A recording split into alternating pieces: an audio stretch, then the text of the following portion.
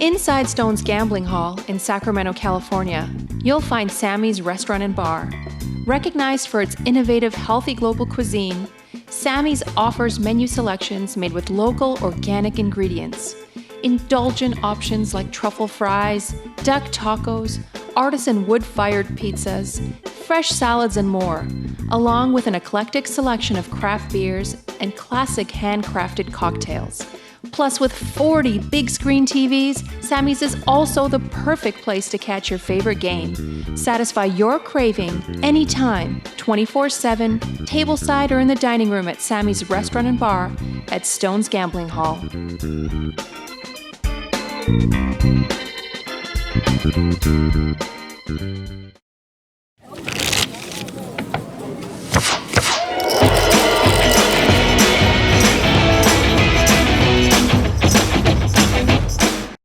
That would be awesome. Good evening and welcome anyone and everyone to Stone's Live Poker. I'm Jake Rosensteel, here with the one, the only, the famous... You're not going there for jaywalking. It's usually a felony type of situation. Right. Unlimited Hold'em. Unlimited.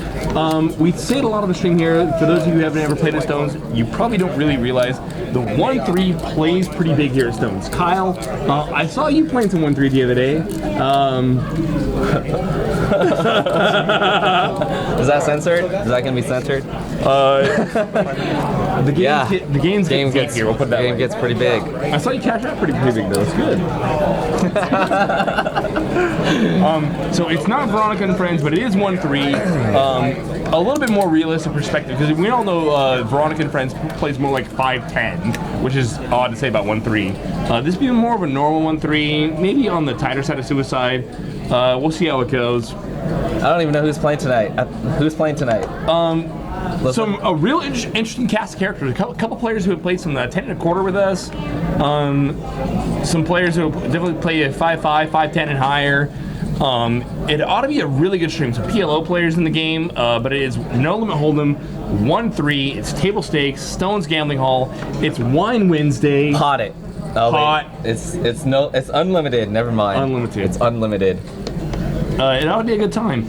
You and I were both coming back from Deep Stacks. Yeah. Yeah. I hate that play. I hate it. It's so stupid. Poker's stupid. Poker's dumb. Let's get down on the table and let's do the run around. In seat 1, Brian S. Back on the stream. We haven't seen him in a long time. One of Veronica's absolute favorites. He's played the highest stakes that there is to play here in Sacramento. Right tonight he's playing 1-3, kind of a smash and grab for him. Causing problems for him to his immediate left is tonight going by Waldo. Is that his real name? That's awesome. No, it's not. But Waldo plays all the games. He plays all the stakes. What I love about Waldo is he creates some good table talk and conversation at the table. You're never going to be bored at a game when Waldo's at the table. Cool. It's going to be a lot of fun. Let's give him a mic. Yeah. To his left is Brandon in seat 3. I haven't played with Brandon a ton. I don't know if we've seen him on the stream here yet before. If we have or have not, either way, who gives a shit? Pop your cherry and good luck.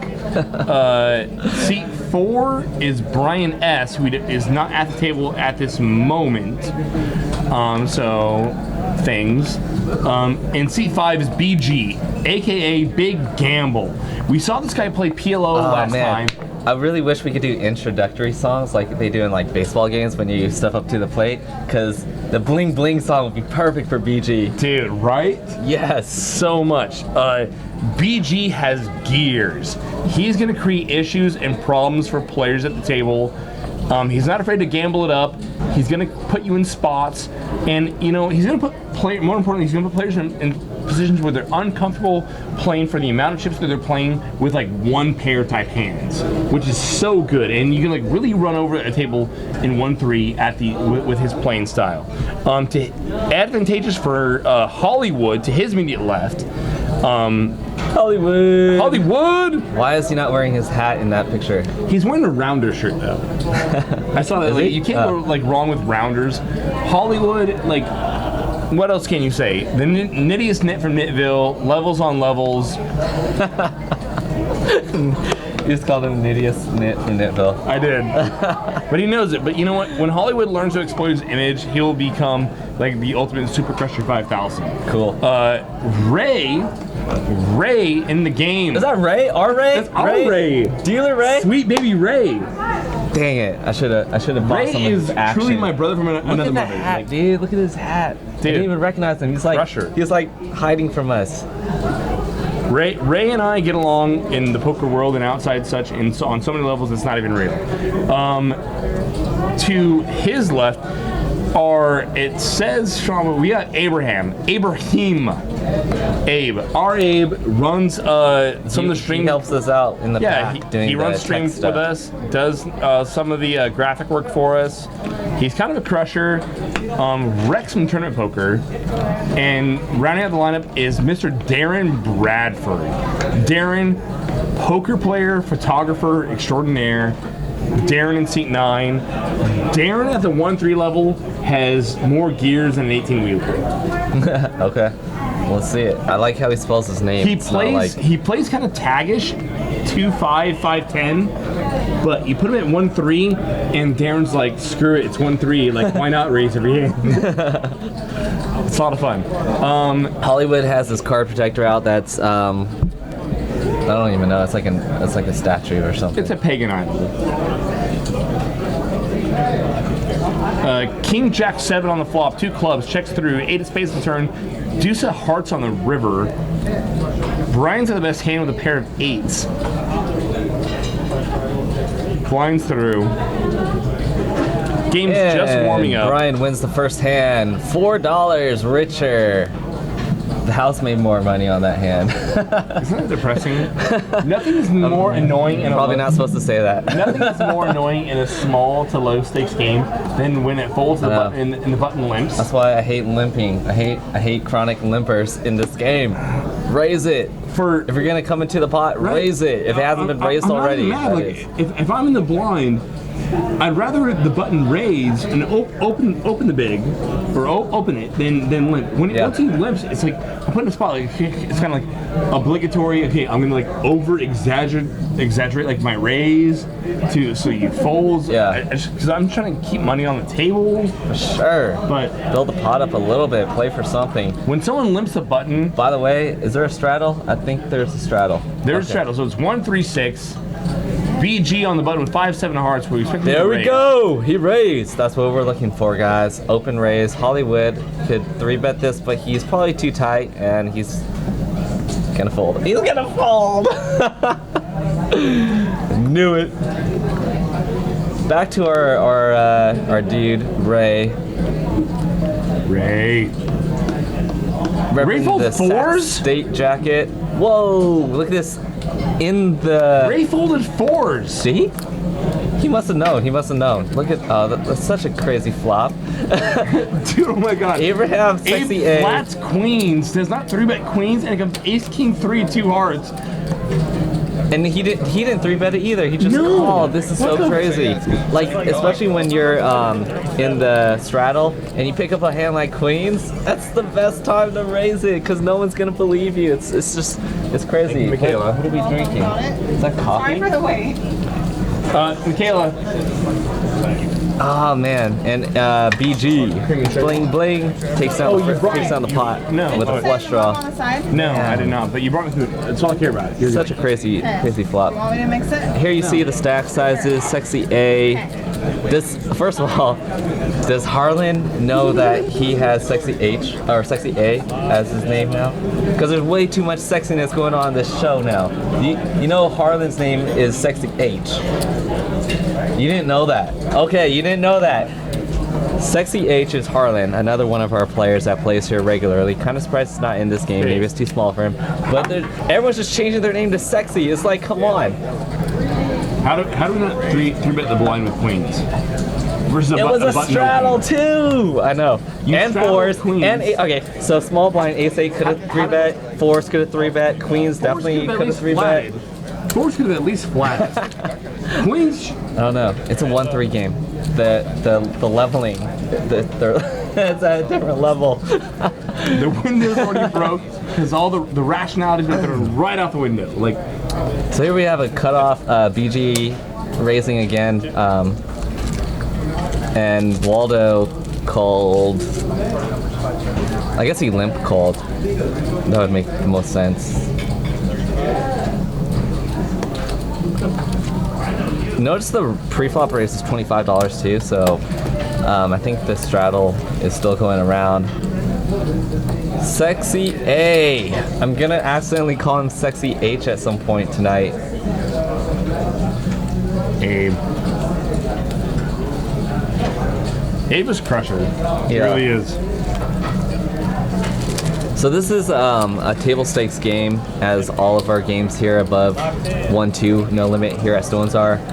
This game, like Jake was saying, can get pretty big. I was in for 3,500 on Monday in a 1-3 game here. Like I got it all back except for 100. So. Like how many times can you say that? Like really, like. Anyways, let's not talk about it. Ray on the button. Fold it to him. He better raise. He does. Probably 25. Actually, wait, was there a live 10 or there's someone? I think it's a live 6. Okay. Ray makes it 30 to go off the button. Darren, Queen 6. 3-bet or fold for sure. Most players with air on the side of folding by a large margin. Darren hits the F it button and makes it 75 to go. Ray's got a 318 back. I would love to see him 4-bet shove here. He's got more than that. Ray's got like 6+. Look at that. Yeah. Graphics incorrect. What is this card holder? So he's just gonna call. I don't mind it. He's got position. Yeah, he's got position. He got 3-bet out of the They're blind. relatively simple. And both players miss. Now, if you're 3-betting from the blind here versus a blind raise, you're have to almost c-bet always the entire you're almost range. always c-betting here, especially on a dry board like 116 a this. pot. What's your sizing here? I would probably go around 90 to 100 or so. So I think Ray is going to take advantage here. Super dry flop. Once your opponent checks to you, I mean, he's either checking, he either completely airballed it at this point, or he's got like ace king or 2 overs or something, and Ray's got position. I think he's doing the right thing by, he's basically saying, hey, you didn't want to take a stab at this dry flop? I'll take a stab. If you're Ray, we have nut no pair. No pair. Would we expect in a heads-up pot our opponent to c-bet all pairs? Not necessarily. I think. No, not necessarily. I agree with you. By the way, I'm just creating could check that. Maybe aces or kings could. I think kings should still definitely bet that. Aces could get a little creative and tricky. Maybe it tens because you're like, the jack's there. I could check call this maybe, or I don't know. What do you think? I feel like I'm c-betting almost like 99% of my range Yeah. after 3-betting there. Heads up, I c-bet the world. Yeah. Players love folding. Yeah, they do. Especially after a 3-bet. Especially in 1-3. Everyone assigns everyone too strong of a pre-flop range, which. But I don't think that's necessarily a bad thing in 1-3. In 1-3 against your average 1-2, 1-3 player, they're Who loves 3-betting flatting with ace king, ace queen, everyone- aces, kings, and yeah. maybe queens. Yeah. Yeah. So 1-3, everyone loves flatting too much. Yeah. And like everything after that, like people like whatever. But yeah, you rarely ever see the 3-bet with 5-6 spades in 1-3, unless we're in the game. you and I are thinking. King 4-3 rainbow. Brian flops the best of it with a pair of 3s and backdoor RX. He's gonna take it down.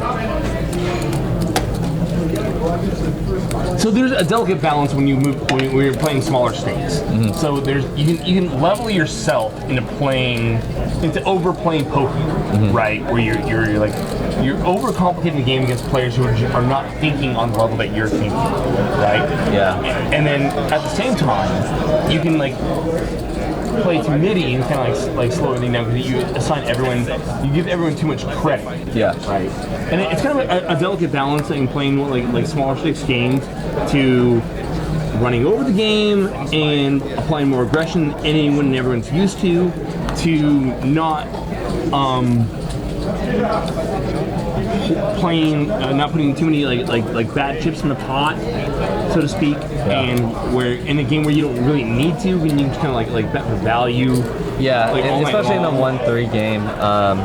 Generally, these players are going to be playing a lot more ABC, a lot more simpler than what you would find in a bigger game, and yeah, I mean, it's easy to level yourself.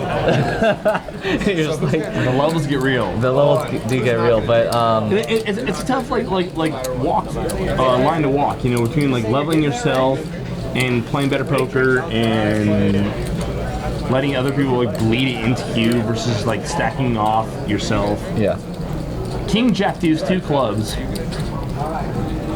Brian hits his king, checks over to Waldo.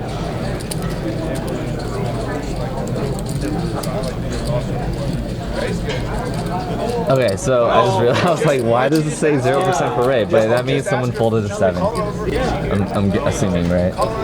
Both the sevens. Yeah, well, there's 1-7 wall. Oh yeah, 1-7.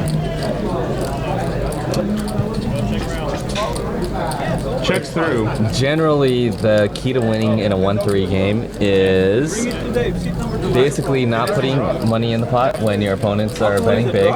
If they're betting big, they aren't bluffing as high of a frequency as you would find in a bigger game.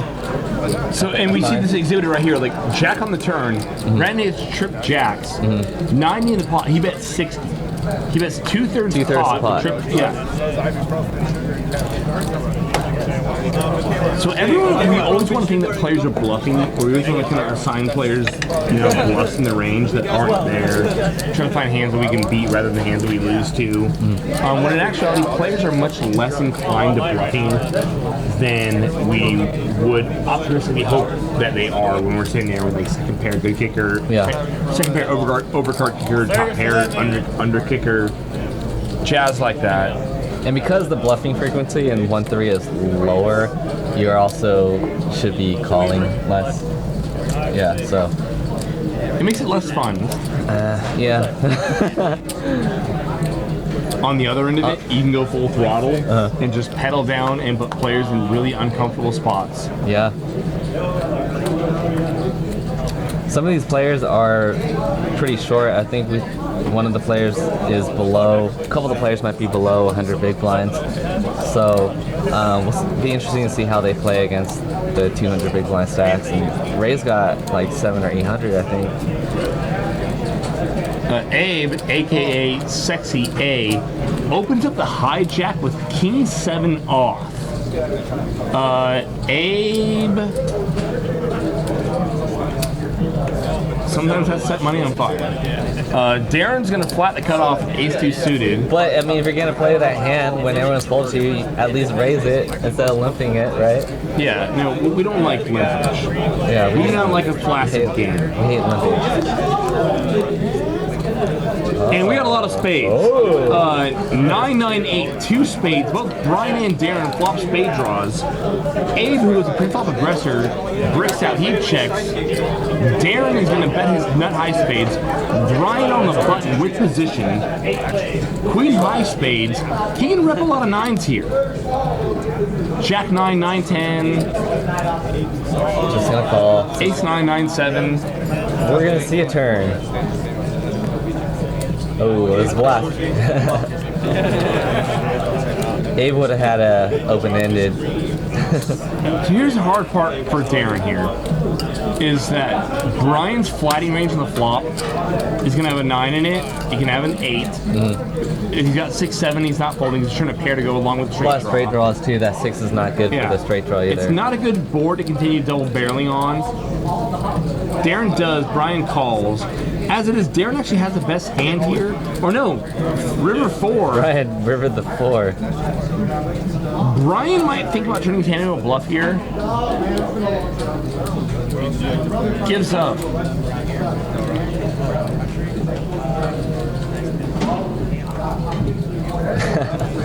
So here's the awkward spot for Brian. Our opponent checks to us on 9 and 8, 2 spades, after like barreling 2 streets. If he had spades, we're blocking spades. Even though we know that Darren had spades, we're blocking bluffs. We river to pair. We flatted flop, flatted turn.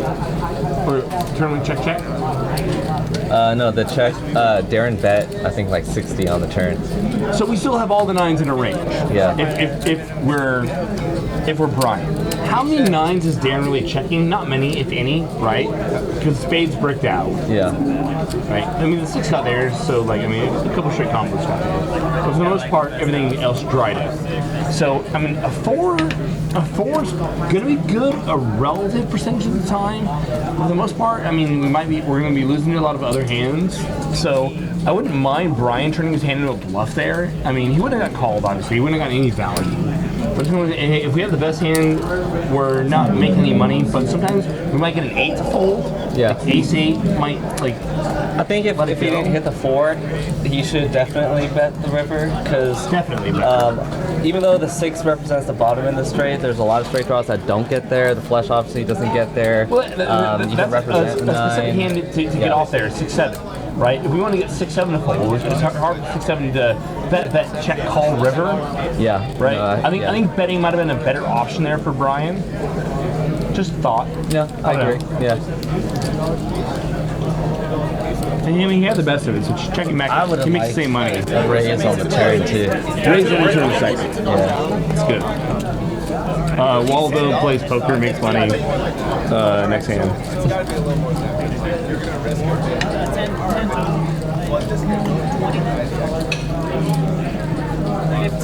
But a lot of players mistake, like rivered showdown value, or I think a lot of players like overestimate their showdown value sometimes. Like they'll river a pair on a busted draw, and they'll check back in spots like, okay, well I have some showdown value, but if you were on a draw for the most part, you're probably blocking a lot of the draws, and so your showdown value is probably minimalized. So you're thinking he could have like a pair there. Yeah. If he's mostly gonna have like pairs, we probably should be betting. And after opponent goes on 9 and 8 flop, bet check, he's less likely to hold like a really strong hand like trips plus. He's more likely to have like a 1 pair. I mean, 2 pair, but like the 9's are great, like whatever. It's not a thing. Hollywood, did he just limp here? Oh no, Hollywood is the Ryan's got ace. And look at it, he's just casually continuing his conversation. Perfect. What's going on? Does he have 2 callers? BG off the button takes a 4-3 off and says eat it. Now there's other Brian. I'm getting lost in all my Brians. I didn't even realize there's 2 I Brians. saw jacks, I saw 9s, I saw aces. What just happened? What is going on? All right. So Brian in the big with a blind, Y limps 3 bet to 34. There we go. What about the small? Oh, okay. Brian called. Why? Brian with the I jam called in the small blind. Limp jam. Wait, Brian with the Y just shoved? No. No, yeah, he did. All right, so Brian with the Y open for 8. The small blind called with 9s, and then BG 3-bet it with jacks in the big blind, and now Brian is 4-bet shoving here. I think it's a little bit too aggressive. You have so much. Yeah, you guys have over 100 big blinds effective. Put in a normal 4-bet. Yeah, it was 8 flat 9s, right? It was 8, yeah, 9s flat. 34. 34. Shove. So what do we make it? Like 100? Yeah, 100's cool. 190-ish? Maybe even 80-ish. I mean, 80, 90. You don't want to really run him off when you have aces, and I think that the 4-bet to 80 would be plenty to get out the 9s to fold, so your head's up, which is kind of what you want with aces. 80, 90, 100, somewhere around there. Somewhere in that window. Yeah.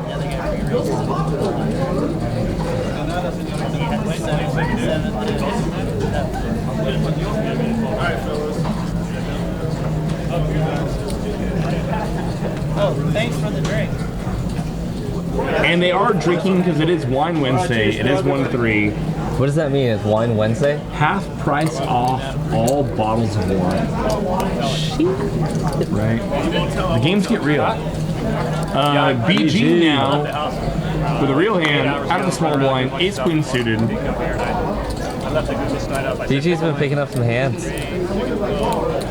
Hollywood again with nines, actually it wasn't even him last one. He's out of position, out of on the flat. See, man, all right, Hollywood, we need to have a talk because I think this is a really good spot for you to 3-bet, especially when the small blind is one that's opening. 3-bet, take it down pre-flop if you can, and even if you don't take it down pre-flop, you got position on him on small blind. What, you don't want to 3-bet there? I like 3-betting there. I think it's fine either way.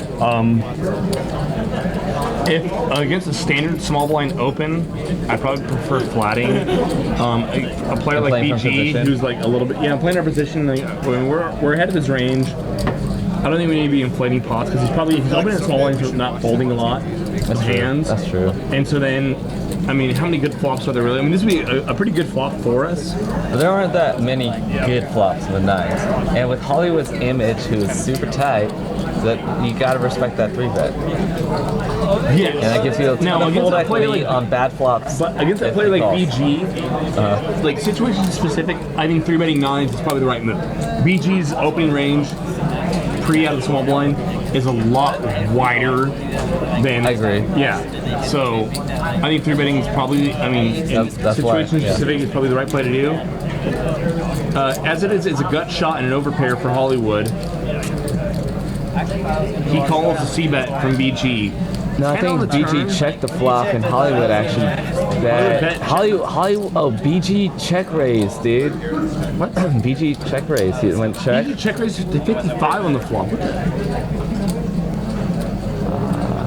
I'm not sure about that play. That's weird. I'm just gonna say that's weird.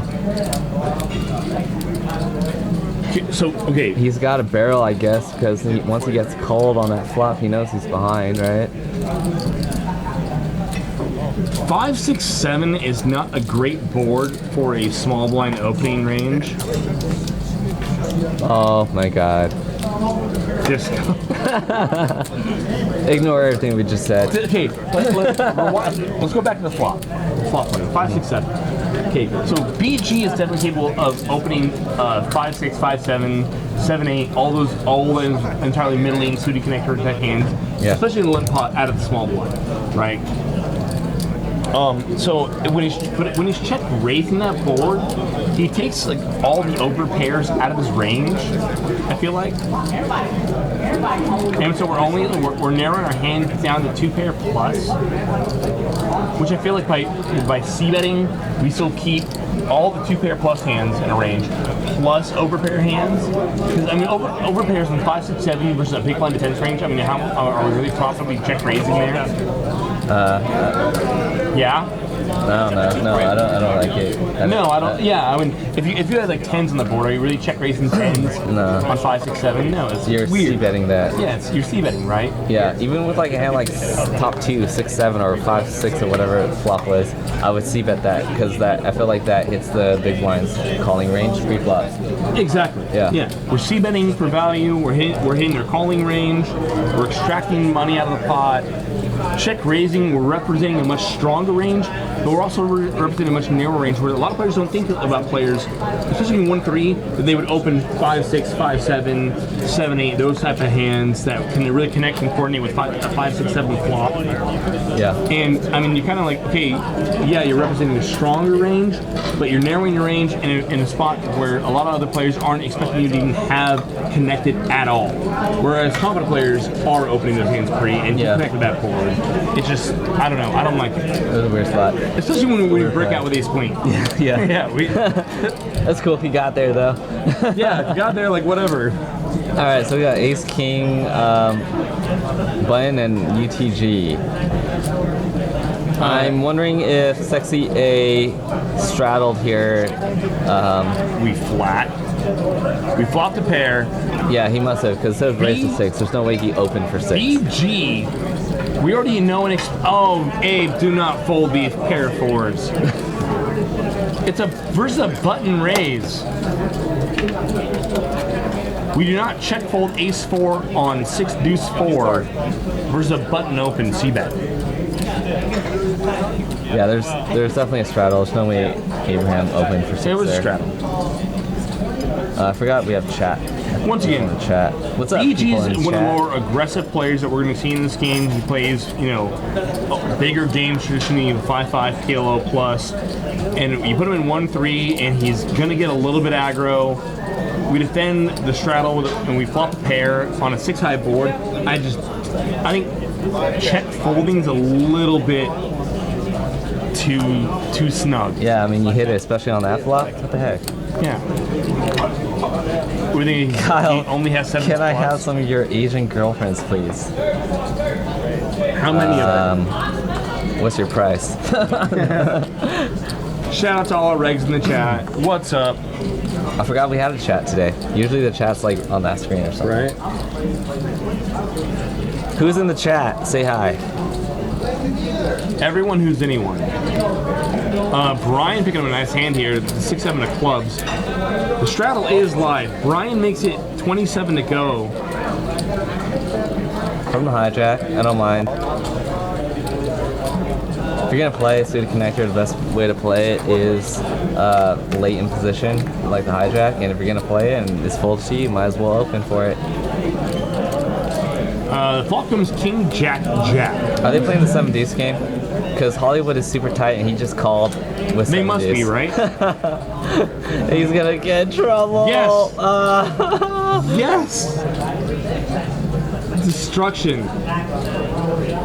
And if you're Abe, flat. Here we go. Hollywood bets 100 with a 7 deuce.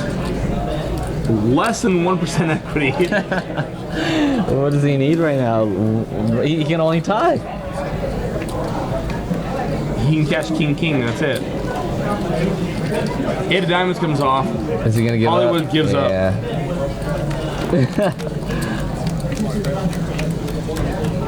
Abe's hoping that Hollywood has a king. As it is, Hollywood has a 7 Dewey. Is doing a little bit of Hollywooding himself. If Hollywood were to jam this, he shows he shows a 7 He's like, do I get anything for losing with it?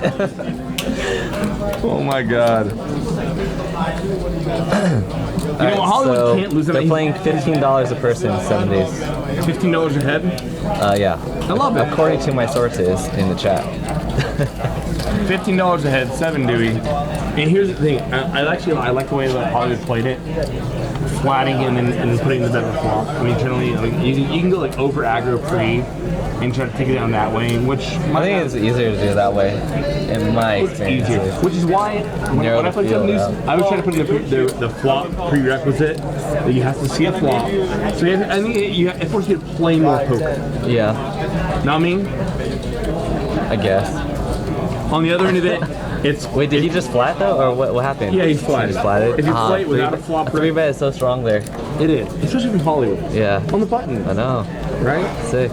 If on the other end of it, like if you're playing the 7 deuce game and you don't have a flop requisite, then it gets aces paid off like for miles. All right, let's see if Hollywood can get a rebate on that with Ace King. Ray on the button, folds another small pocket pair. So Ray just hates small pocket pairs, apparently. We've seen full 3s and 4s.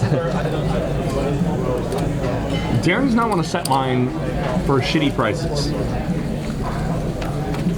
And we're gonna see, oh, not snaps Darren, I'm sorry. down. Hollywood.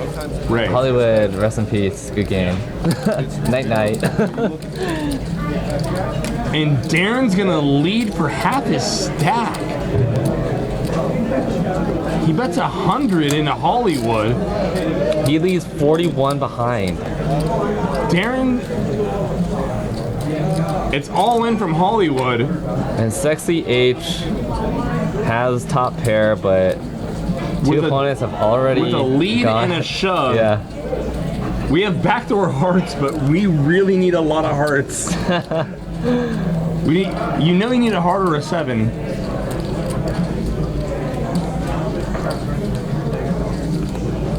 I think Darren's lucky to get paid off here.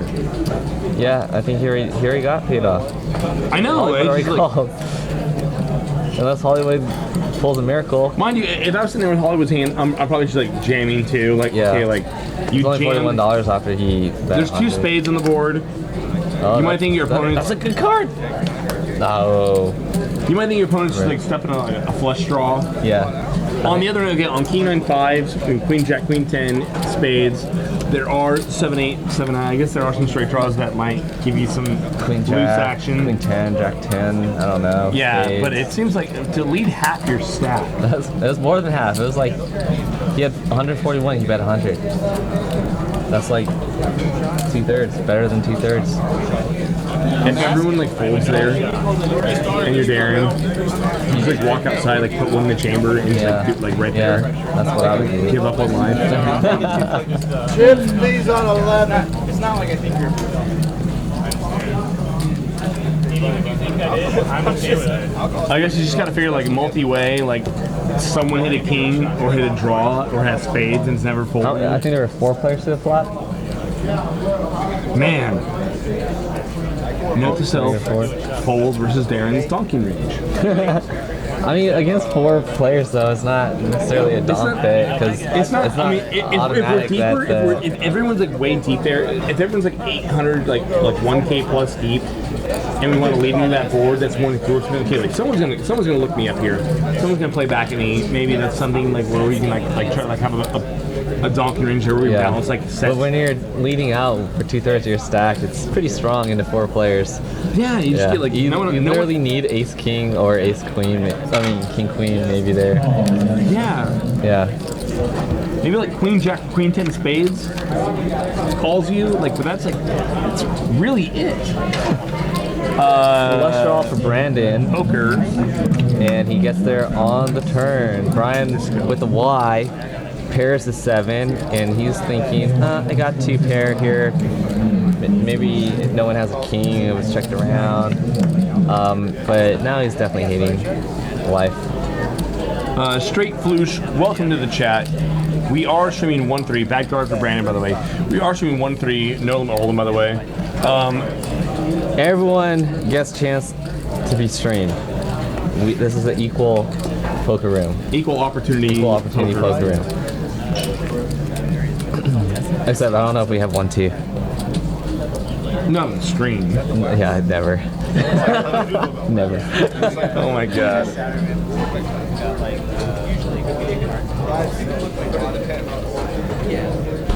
I'm going to Vegas tomorrow. Where's a juicy place to play T5? So 2-5 Vegas gets like either like super grindy. Yeah, I would stay away from the Venetian and maybe try. Actually, if you could find a 2-5 game running at any of the like smaller, less known places, those are usually pretty juicy. Like Flamingo, Monte Carlo. One time I played, it was super juicy. But yeah, like Venetian's usually super grindy. Aria's kind of grindy to me. The Win has a 2-5. I think it plays 1500s. But yeah, the win's gonna be good. Yeah. Q5 at Bellagio, I think it's capped at 500 if that's what you're looking for. I don't know. Darren opens with the button when the ace jack takes down pre. Yeah, I mean, it's funny how like there's gonna be like a balance there, like between like when you get into like different markets and like relative like average incomes, where like certain like lower stakes games are full of grinders, but like certain games and above are actually like, pretty whaley and like pretty good. Like 5-10 and above in Vegas or in LA is like, really soft, whereas 2-5 and like below is really grindy. And you might find somewhat the same circumstance in Las Vegas, where like some 2-5 games are kind of grindy, but like 5-10 plus can be pretty good. on. Yeah, It generally, depends what if- weekend you're there, what's going on around Yeah. town. If it's fight night in Vegas, every game is good. Have you ever been to fight night in Vegas? No. Oh, I don't know. I might have been there if there's anything going on during the series. It's already crowded as shit there anyways during the series. Planet Hollywood's got a big series going on this weekend too, so you might want to check them out. BG just folded 6-4 hearts. I just fell out of love with BG. Why? He folded 6-4 of hearts. No open, no action in front of him. I mean, say that I hate money, whatever. I'm probably opening that under the gun, just because I don't like money sometimes. Los Angeles is the best city in the world to play poker. Mecca. I think. I don't know about the 1-2 in Vegas. I have Speaking of hearts, better BG. things to do in Vegas than the 1-2. Like either non-poker Heroin. activity. That's a joke. Brandon bets 45. No pair, no draw. Blunt force trauma. Take the 10 of spades on King Jack 5, 2 hearts. And just like that. Hollywood has chips in front of him. It looks like he reloaded and just spilled it on the table.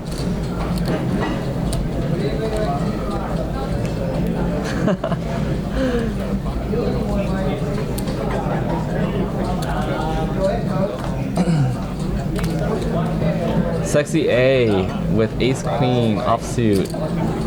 Makes it 18 to go over the $6 straddle. Yeah, so it's like 3x standard. Brandon with 9s. In the small blind. He's gonna call BG with the nut low. What do you do with Brandon staying there in 1-3? Yeah, I was just thinking about that. I was like, well, you can 3-bet it, and oh my god, that's Or you could flop it, open it really into straight good flush flop for draw him.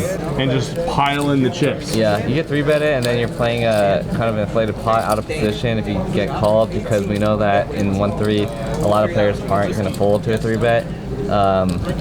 But if you feel like you're just way ahead with 9s here, then I don't mind that. It also depends on the stack sizes. Don't just call. God damn it. Bing! Straight for Brandon. Check, you lost so much Oh, value. no kidding. You just No! Check back again. So, reasons. You have the gun? I was gonna shoot myself. Right. Like, I mean, God, like, reasons for check raising that board, besides the fact that when our pair of 9s ahead of our opponent's opening range this time, we flop the world for outs, hoots. Our opponent's checking back that board most of the time. Not a bet for value. And any good turn that makes us any spade, any 6, any jack, our opponent's checking back as well. We just lose money. You lose money too. Like, look, if you have the ace of spades on that flop, rip it. Rip it, folks. Bet your hands for value in 1-3. Bet your hands for value in any stake you're playing. Just bet it. Let it rip. When in doubt, Get maximum value. if you have the option Don't be between afraid to go all in on that flop. 2 lines, passive and aggressive line, nothing hurts with picking up a little full deck. Yeah, I mean, hell no. generally speaking, I mean, the 9s are ahead of most And if you everything get right now, but like, 4-bet shoved on, you just nut in your pants and say, I call. I got this trick flush. Draw. draw. What's going on? What's going on in the chat, guys? Put chips in the pot, goddammit. Oh, it was awesome. I got called a douchey, and you got called a goober. Who was the goober to my right? This is Jake R. Jack 10-5, 2 clubs. 4 diamonds comes off on the turn. Sexy A is now sexy as. What is he at? Sexy AF. He's now. Oh, they changed his name. It's Sex AF though. It's not Sexy AF. Sex AF. Just keep it as sex AF. That's better. Who's older, Kyle or Jake? You guys want to set a line first and like set it over under,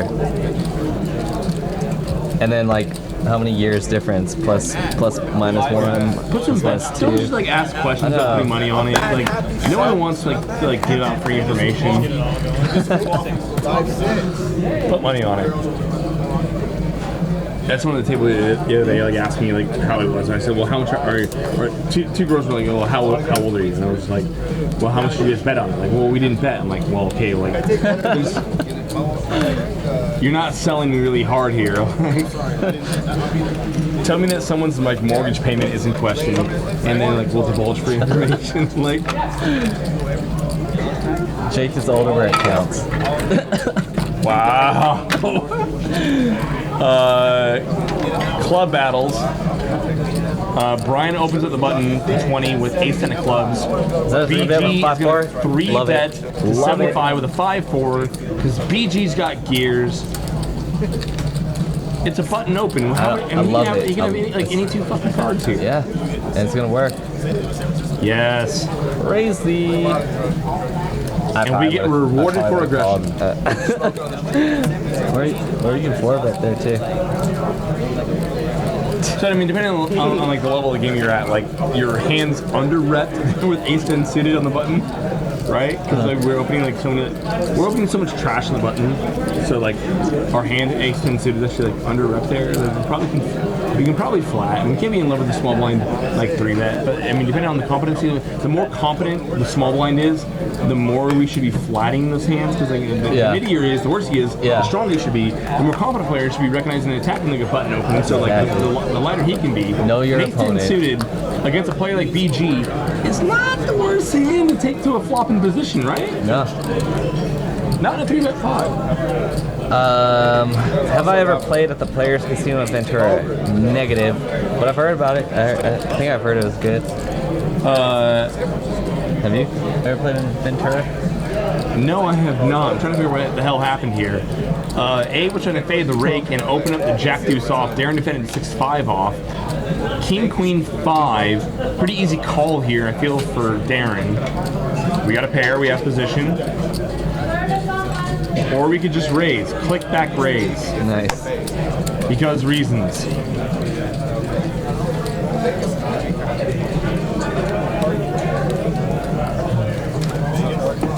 One 3 is weird sometimes.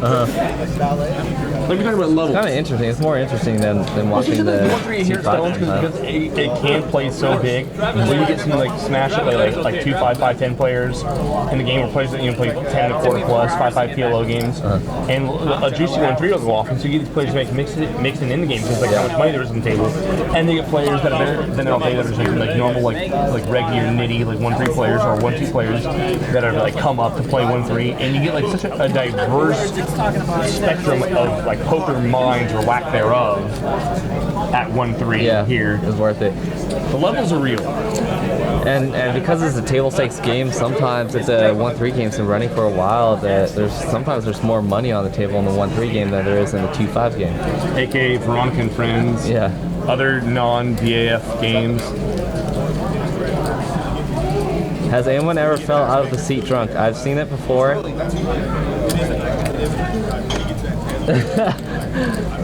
don't think I've seen it here though. I know I've seen it at other places.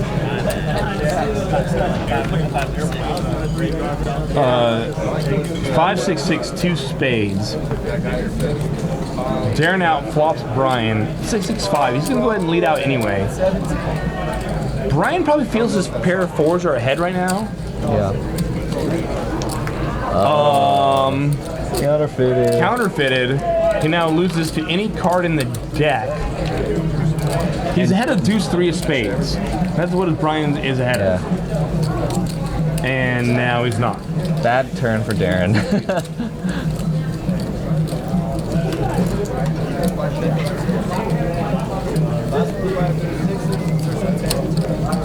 What's the most money you've ever lost with? In 1-3? Well, I lost like a 6K pot in 1-3 here a couple summers ago. I flopped a set versus like flush or something like that. I've lost. I mean, like as far as like individual pots go, I've definitely lost like 4K plus pots in 1-3 here at Stones. But it's like the 1-3 is playing more like 2-5 plus. But like Yeah. yeah.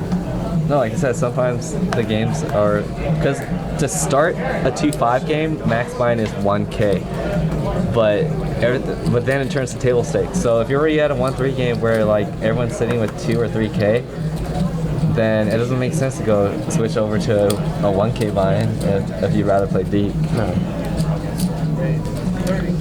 Pocket threes for Ray. Oh, he's gonna play it this time from the cutoff. He raises. Whee! Waldo, where's Waldo? It's gonna defend the straddle with the Jack 10. I like it. We have a race. And Dang, King 9-6. Man, Waldo inside straight draw 2 overcards and a diamond draw. Has 70% equity versus the pair here. crazy. And he's gonna check raise here. Yikes. Ray has to fold. Mr. Sack State.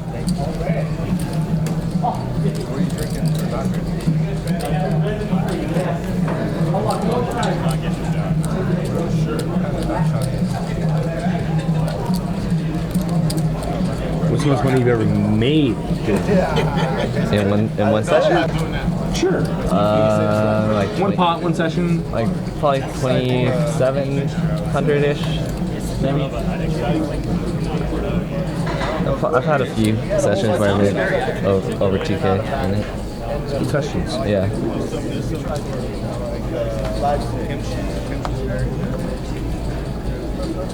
What's going on? Where are the whole cards? $6 straddle is live. Ray opens up for 20. It's called by Abe. And here comes Darren. Ray with 10-8 diamonds. 10-8 off. Oh wait, yeah. Abe is gonna flat, or sexy AF, we should call him. Brian, you can 3-bet this. Darren with the King 8 off on the button. Darren values his position more than his whole card quality and says, sure, why not? Brian's just gonna flatten the small blind here. Ace Queen. And that's Queen High Flop. Oh! And sexy AF, the bearded wonder. It's getting sexier. Act normal, act normal, act normal. Act normal. Good check by Ray. You have 3 opponents. $90 in the pot. No need to c-bet. Look at this tiny pot. 20. It's like, If anyone's got anything, they're calling. yeah. Are we not losing value here?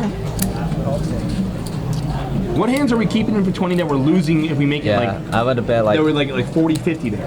55% of the pot, maybe. Right? 60, yeah. Right? Brian calls diamond. Bad card for both players. Sexy AF has the only diamond and has the board on lockdown. Brian's gonna turn top pair, top kicker into a bluff. He leads for 25. It's kind of Yeah, you a got blocker bet. Yeah. We call. I forgot Brian had the queen for a second. If Brian checks, how much do we bet here? Hey, if you check Oh, back. he's Oh, out. God damn it.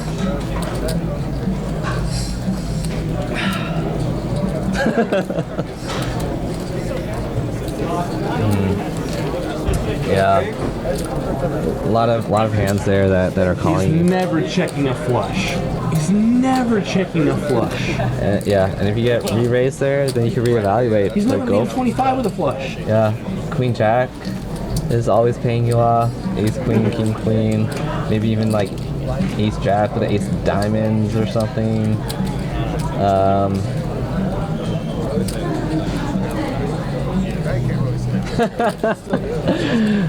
Abe's gonna want that hand back.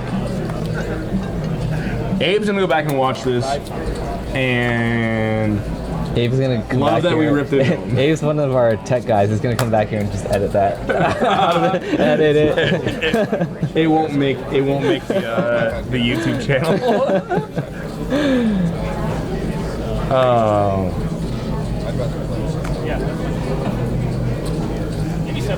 Wah, wah, wah. So, you both came back from Reno. You've been following the WPT Deep Stacks tour. Oh, hello, MG. Hello, Trouble from everybody. another mother. I brought my Canadians with me. It's literally and we're Veronica and friends. It's literally Canadians, eh? Hi, everybody. It's 1-3, but it's just not the same. Colder in Canada. It's not the same. It's not country, right? Hi, Kyle. You guys gonna come over to the restaurant? We will. Yeah, let's take a commercial wait, break. Let's take a commercial break right now. Commercial break.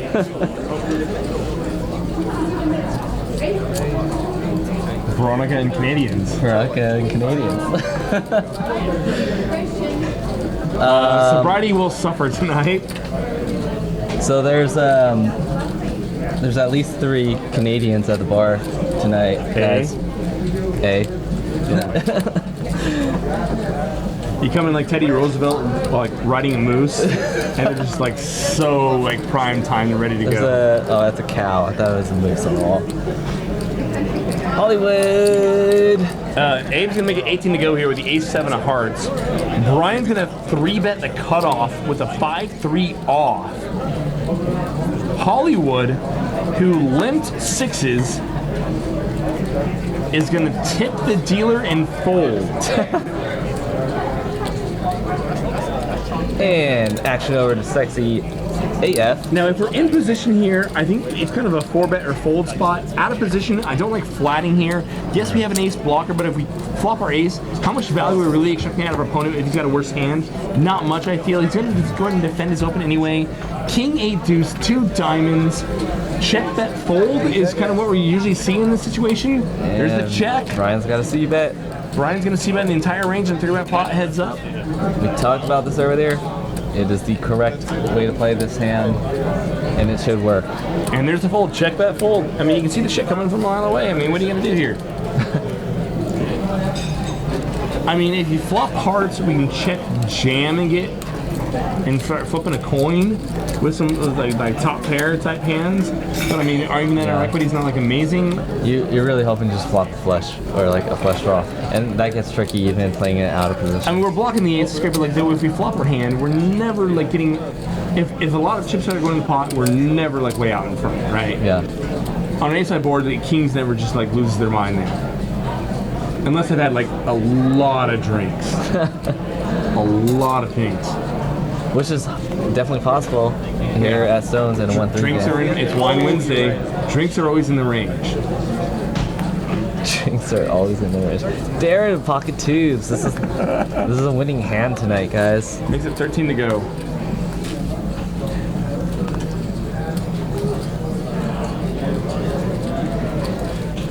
I like Brian's hand. Did he fold it? Okay, good. BG, pocket 6s just basically moved. Oh man, we're getting some. Whoa! Oh snap! We're getting some good flops Set tonight. over We are set. getting some action flops. Top pair backdoor flush draw for Brian. This Backdoor is straight draw, gonna be backdoor flush draw. Brian's gonna lead with the 3rd best hand. Top pair, straight pair. draw, backdoor straight draw, backdoor flush draw. And it's set over set heading into BG and Darren. What do you do here if you're BG? You just flat it, or are you gonna put in a raise? He raises. Now, if you're Darren with the 6-7 hearts on the board, you gotta imagine that Brian, especially being a competent, aggressive player, is gonna have a lot of draws here, especially into donking range out of the small blind. Yep, especially in the big blind. And Darren was the original pre-flop raiser too. The graphic shows Darren only has 410 back. I think he's got a little bit more than that. It's like 5+. Yeah. And Darren's gonna click back. I think it's fine. Brian with the eye does have a backdoor flush draw and a backdoor full house draw. It's an all-in and a call. All-in snap call, and it's gross. And Darren is dead to a deuce or running hearts. Hard on the turn for sweat. This table is Damn it. jackpot eligible, but it's not going to happen.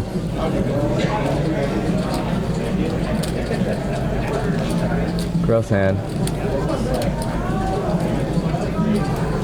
All right, so now BG is gonna have 1.3K at least, and stacks are starting to get bigger here. So we'll see if anyone decides to match that stack, because anyone that joins this game right now can buy in as much as 1.3K. BG's pretty deep right now. I think he's even deeper than that. I think he's like 15, 16, somewhere in that window. He's double the next stack. He's 500 big blinds deep, it looks like. Yep. They are. Guys, if they you are want to play deep stack straddling, poker, get down into stones. Buy in for stacks. 4-bet suited connectors. And let's play some poker. I'm down. I can't fucking tell. Look how straight faced he is. Because reasons. Because reasons. Ray. Under the gun.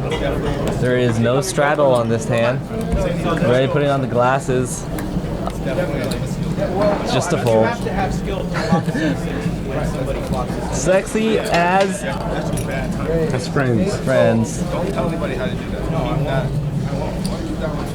Waldo giving him some free coaching at the table. Brandon calling with the 10-8 of clubs. It's one of my favorite hands. Always wins. It's better than ace king. You should always 3-bet, always 4-bet that. Just go all in if you see it. Blunt force trauma.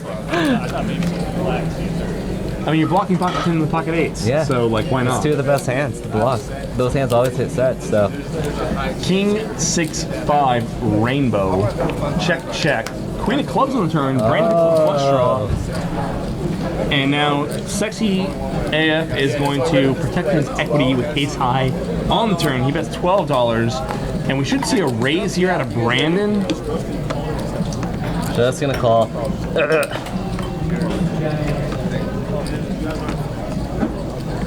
Check, bet. You have nothing. You have 10 high. Bet. I like it. Good sizing.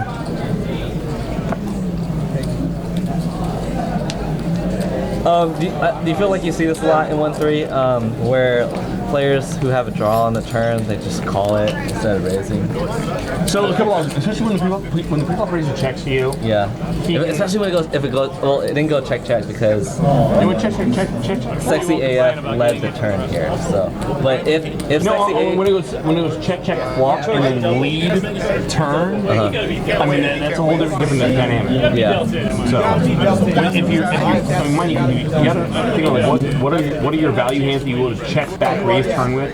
So I mean you can have like set 5, set 6s, and other than that he's gonna have like draw Jack 10 of clubs. Gonna also have the world like for outs there like that. We probably wouldn't raise ace queen there. So I mean once again I mean if it's kind of hard to balance or sometimes when the flop goes check if it goes bet call, then we have a lot more value hands that we could be like raising turn with. But when it goes check pre-flop raiser check, we check back, and then it goes like check and then bet and then raise. We're narrowing. I mean, what are the hands we're checking? Checking back flop with raising turn. It's like when it goes king 6-5 and turns a queen, it's hard for the turn to make. It's like 2 pair that we would have not valued, bet the flop with. Would we check back king queen there?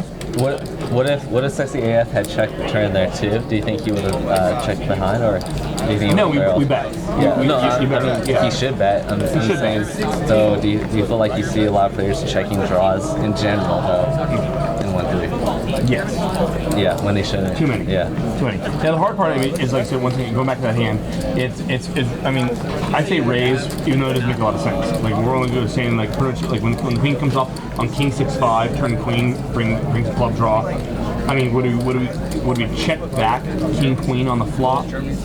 In 1-3 players are less likely to do that, so the raising turn, what are we really raising there? Yeah, that's pretty narrow. It kind of says like we're raising a draw, which can call lifted up by a lot of like worse hands, even some ace-x hands like ace-10, ace-jack for sure. I don't even remember what the flop is now. King 6-5 rainbow, right?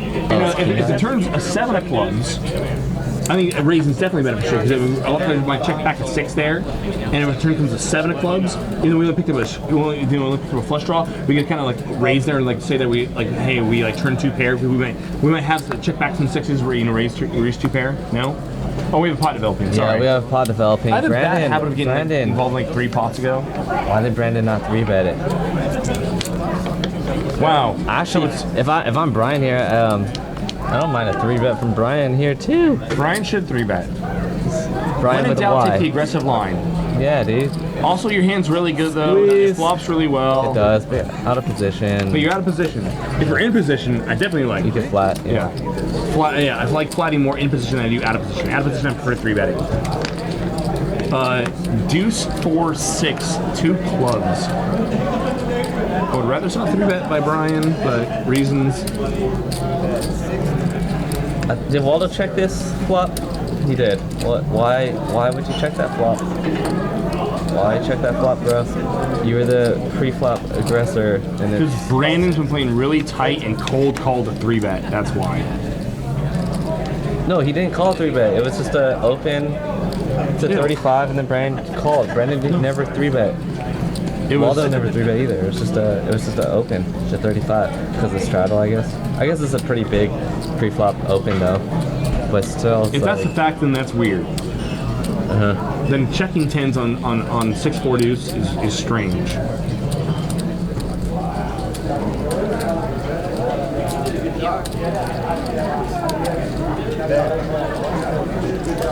Waldo might have some more experience playing with Brandon here than we realize.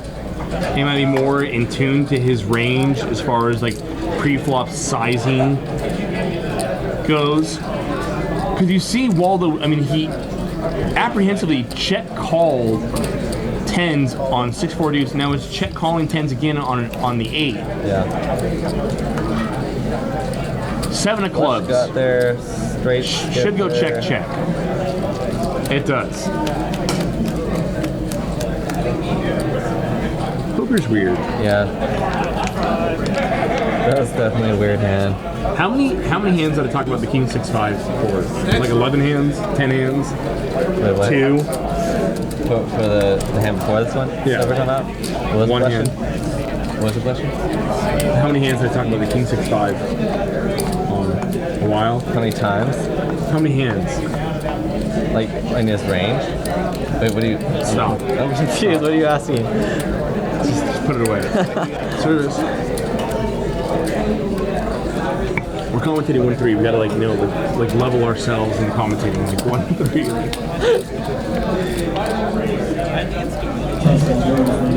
I've been 6 hours from there and have played a few times.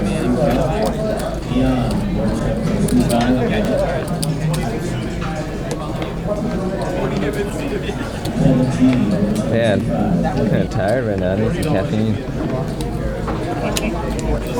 Bro. Coffee makes me poo. You got a coffee, bro. I got a Keurig the other day.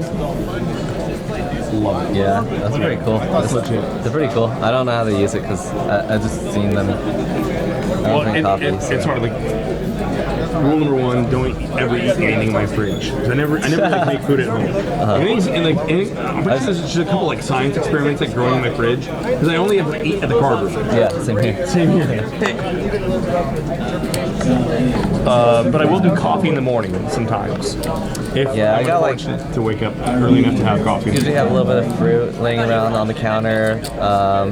Sometimes like some cereal or like yogurt or something just for breakfast, basically. And Other than that, if I'm cooking at home, like on like barbecuing or doing something like that, it's all Yeah. getting consumed like that night. Yeah, exactly. Yeah. Ray on the button, ace Ace king king. suited, and we love it. Nobody else has a hand, but Brian says whatever. That never stopped me from playing 4-3 offsuit and flopping. The joint, pair open-ended straight draw, gut shot straight draw. That's no good. No, he's open-ended. I said for Brian, pair open-ended straight draw. Yeah. Ray, gut shot, Ray, gut backdoor shot, yeah. hearts. Heart. God damn it. Disco for Ray. Brian makes a -2 pair. Ray's got the show. The problem is Brian knows that it's gonna kind of smack Ray. Yeah. We can draw to the boat, but we really gotta be positive that Ray's gonna stack off to a lot of chips here if we get there. If they were like super deep, then I could maybe make a call here, Brian. And we got to make sure that the check raise, the check raise is going to get through. There's a check raise? No, if we call here, we have to be really deep and make sure that we can get a check raise through. Oh yeah. The only way we can call here to make this profitable. Brian says kick rocks. I'm playing 1-3. I have 2 pair. And never mind. It's a sweat. Ray survives. Check that fold. Check. There's the check. Ray. Sizing is important here. How much you bet here? Let's go to like 90, 80. I think it's a little optimistic. I think it's too much. That was 70, and it was still too much. Still too much. They're like 60, 50. I don't know. I think Brian knows where he's at, so it's gonna be kind of hard to get value. That's why I probably go like downstairs.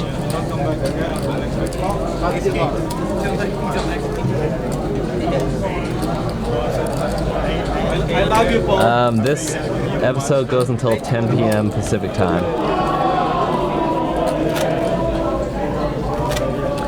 Jake or Kyle, do either of you implement a stop loss in your poker sessions?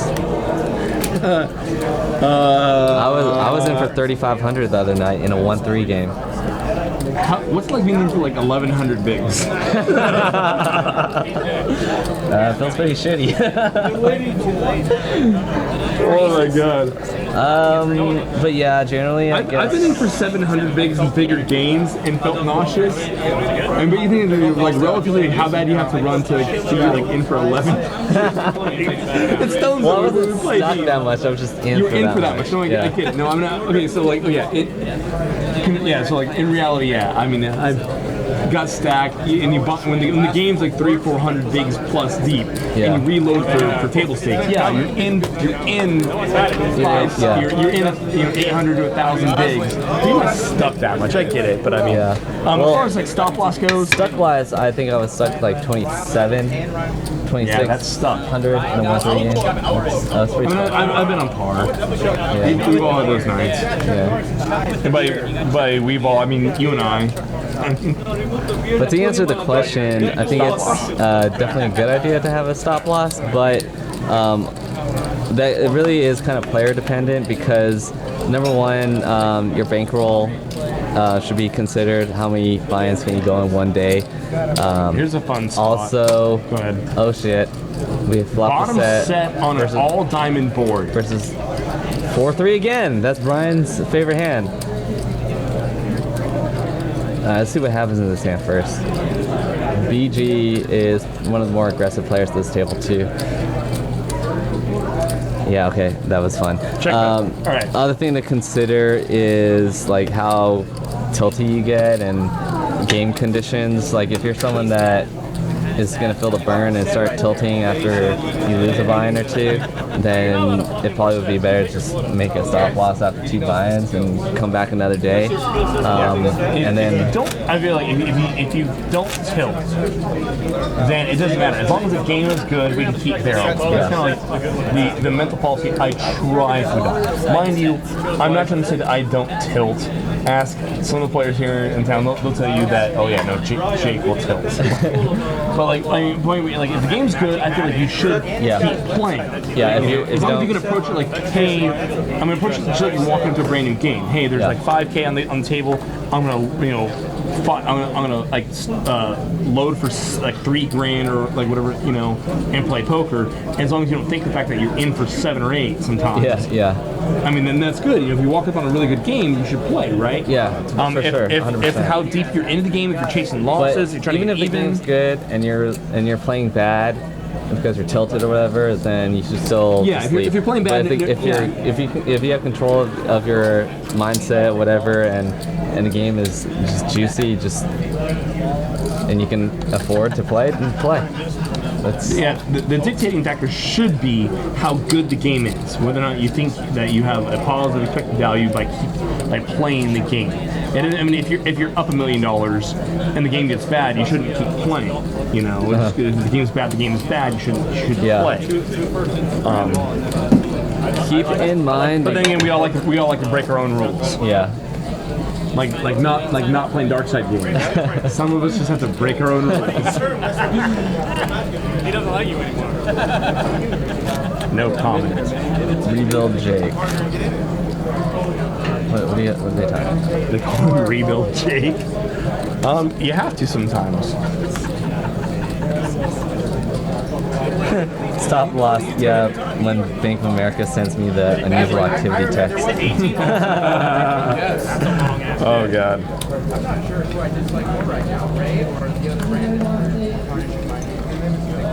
Have you ever had the friend hand you like a wad or a roll and you're like, no matter what I say, don't Yeah, all the time. Yeah, all the like time. An hour later, it never works out. I'm serious though, but I'm serious. Like, yeah. I've had too many of those nights. Yeah. Yeah. Especially when there's like alcohol and just like The reasons. yeah. There's alcohol, there's straddles. Next thing you know, there's broken rubber bands and bankrolls on the table. Ace, Queen, 10. Pocket Abe's on his third Man. or fourth name.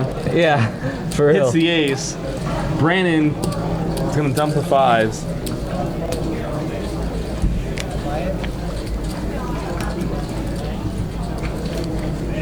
Everyone, if you're tuning in for the first time, click that heart button, get notified. We'll let you know when we're streaming. Mondays, Wednesdays, sometimes weekends when we're streaming tournament poker. Speaking of tournament poker, the Stone 6-shooter tournament is coming up. Oh yeah. Really fun structure set up by our compadre, Justin Caritas. 6 flights, 100K guarantee. Unique about this one is day 2, I believe, or once you're down to the top X amount of players, is going to play 6-handed all the way out. There's a 6-shooter, 100K guarantee, May 12th through the 21st. I think it's a $200 buy-in? Yeah, I think so. $200 buy-in, 6 flights. I think most of day 2, or once you get down to X amount of players, is going to play 6-handed, so it turns into 6 max, not unlike we do in the WPT. Here's the thing. In most like tournament formats, you know, like when you bag a stack, you know, your biggest stack carries over. In the 6-shooter, you combine stacks. So if you bag multiple flights, you can combine stacks. So if you bag a chip lead on day 1A, you bag a big stack on day 1C, whatever, you can come to day 2 with an ungodly amount of chips and overconfident to the moon. Yeah. That's crazy. That's pretty fun. Not like you and I have ever punted off a stack. 10-9-4, all clubs, BG flops a queen high flush, Waldo, Brick City. Folds. Can't get no love. Yeah. I like here. I mean, they're willing to try new things, like combining multiple stacks. It's going to encourage players to fire multiple flights. Jesus. I'm just reading the comments here. What do you guys feel about loaning to other players? Don't do it. Yeah, don't do it. Just don't. He says, I don't know, typo. I do it. I let a guy borrow 900. Damn, keeps like rolling. 900 to pay me back 1,500 to cover the chance of not getting paid or delaying getting paid. No. That's a shit ton of juice. Anyone who's laying that much juice, 66% juice. anyone who's laying that much juice it. is lying to you. Just don't take that. That's too good to be true. Here's the way I see it, okay? If Jake came up to me and said, hey Kyle, I really need to borrow 5K, blah, blah, blah, blah, blah. Then I'm like, well, Jake, F you, because my bankroll is for me, not for both of us. It's just, that's how it is. I mean, unless Jake is like the best poker player in the world or something, which he's not. But chances are, I mean, why bust up your own bankroll and let someone else play it? That's your bankroll. And So I mean, if they lose and can't pay you back. You got to be really close. If you're to loan someone money, you gotta like really know someone well. Yeah. And know that like there's a circumstance or reason why like they don't have their own money on them. Yeah. You know, like hey, I rushed out the door, whatever, ATM card got lost. I mean, Unless you can Venmo me first. Yeah, you're probably not going to get any substantial amount of so money. it's open to 15, 3-bet to 55. BG 4-bets the small blind, and Waldo folds ace king. What just happened? Open to 15, king 8 suited from Brian. Waldo has ace king, 3-bets to 55. BG takes a small blind, makes it 170, I believe, to go. 4-bets ace 8 suited. Wow. And Waldo folds ace king in position. It's just rolling like table right now, just steamrolling everyone. I feel like, okay, like we're in position, we have ace king, we're blocking the aces, we're blocking the kings.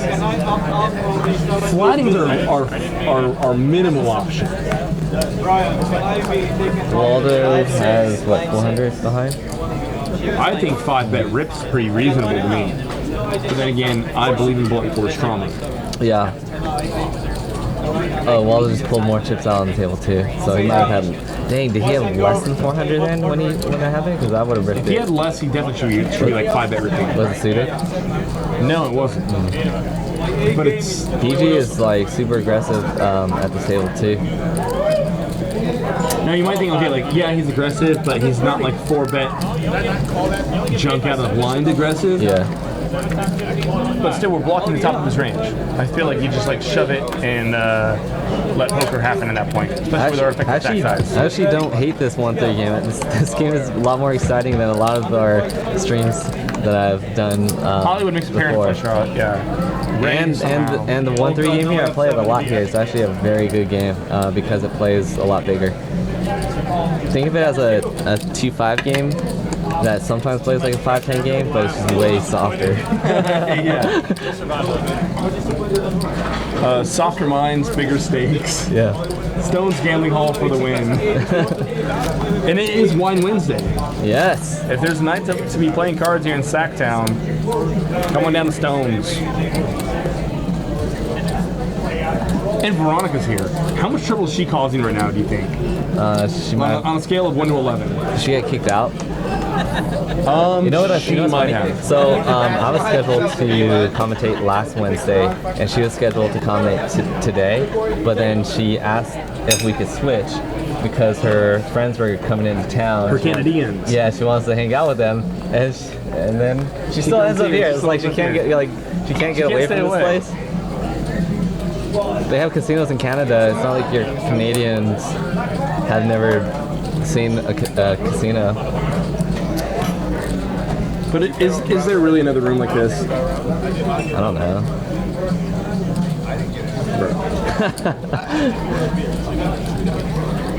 BG opens up the cutoff, makes $10 to go with King 3 suited. Hollywood's defensive button with Ace 6 suited. How do you know the pocket cards? I don't see cameras. So before the stream actually happened, Jake was trolling underneath the table with his camera phone, and he actually takes pictures of it and then sends it to us so that it looks like it's live. RFID, there's a microchip in every card.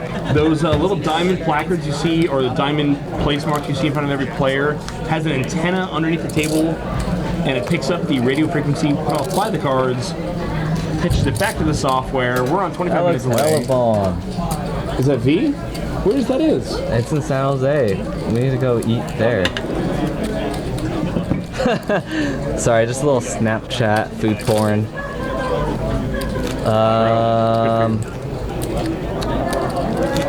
There's the stack sizes. BG still commanding a commanding chip lead. I had to say it. I had to say it. The worst. So what's next on the docket for you? We're you're still following Thunder Valley. Thunder Valley, WPT sets? Yeah. And then I was gonna go to Maryland Live at the end of April, but I just canceled the trip because I'm running so bad on that tour, and I'm doing so bad on the East Coast this year. I just need a break. Yep. Come back to home, reel it in, play some cash. Yeah. I'm going to Japan too next week for like a week. Oh, nice. No poker, just to hang out.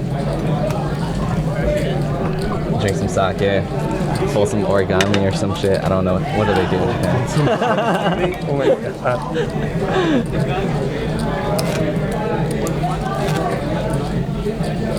Because reasons. Sex has left the game, and we now have a new player, Pocket Abe's. Pocket Abe's, in a seat. It's his twin brother. Earlier, we saw their triplet brother, Sexy A. Sexy A. But he wasn't sexy enough for the show, so they were like, oh, gotta replace you. So there's a $10 straddle. Brandon makes it 35 to go with the ace king suited. Folds through the button. Reese! Reese. Reese is in the game? Yeah, Darren got stacks on the Alright, set. this is awesome. This is like turning into the employees game. We got people to root for. Ace king gets through. Reese is a cool guy. Cool cat. I wonder what kind of beer he's drinking tonight. Reese feels like a beer drinker. He is. He's a beer drinker. Dude, I'm saying Sapporo is like the Japanese Coors Light. Yeah, it's not good. It's my least favorite. My favorite Japanese beer. Well, first of all, there are a lot of really good Japanese beers, but like for a regular size, 11 ounce, 12 ounce. Actually, in the Japanese ones, they're 11 ounce, not 12 ounce bottles. They're like $5, $6, $7, $8 for a bottle in the States. So like, You'll put in $1,100 on like 9 6 of spades, and you bitch me about like putting like $7 for a beer. For an 11 ounce, yeah, I am. So no, But if you want like a, what's if you the want like Japanese a beer? like a good price, like a normal price one, get Orion. Orion is my favorite. Okay, yeah. Okay, that's good. I've had Orion, that's good. You have? Yeah, we're in agreement there. Orion. Okay, all right. I like Asahi a little bit better than Sapporo. Kirin, it's alright. But Sapporo, I think it's just like, I'm not a fan of it. But if you like stouts and like dark beers and stuff like that, IPAs. Echigo stout is hella bomb, and also Asahi Black makes a really good beer, but they're expensive. You can actually get Asahi Black, a 6-pack, probably for like $15 at the Japanese store. Yeah, That's okay. it's mostly good. So That's what I'm gonna do. I'm gonna drink a lot of beer when I'm in Japan. 4-way 3-bet pot. Ray 3-bet the 9s out of the hijack. Ace Jack 8. Brandon hits his ace. Hollywood's got an inside straight draw. And it's check. Ray should be taking a free card here. Yeah. Check it. Check. Check Check it. Ray. The reason why checking here is good because if you get called, you just know you're behind and you're just like, damn, I lit money on fire. Ray takes a free card, and it only gets better for him. Jesus. King on turn brings a spade draw. Hollywood hits the king.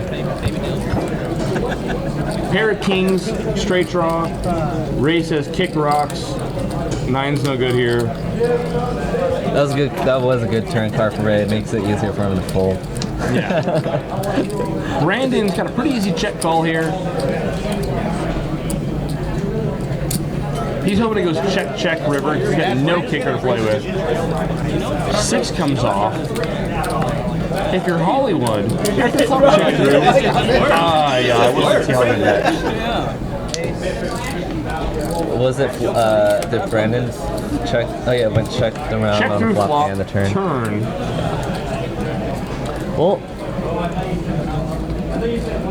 I don't mind a check back because Okay, if Brandon picked up spades, we don't make any money, right? Brandon can check all spades, right? He can check all worst kings, but he's probably not calling river anyway. So we're not getting any value. But we can get ace X to fold sometimes. After flop checks through, after he checks 2 streets. But I mean, feel he never has 2 pair. most of his hands though, I don't know. That's just the way I've played it is.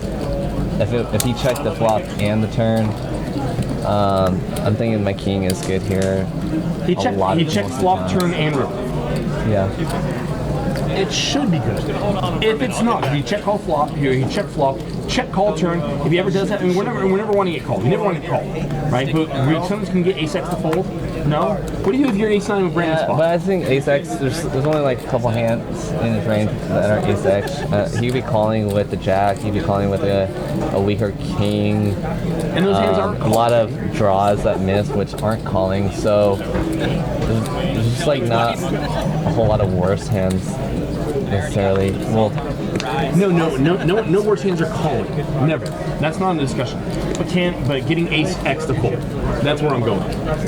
so you have to be putting him on an ace then for sure. Then a weak. But if we're never getting called by better, I mean, but we can fold that worse, should we now still be betting?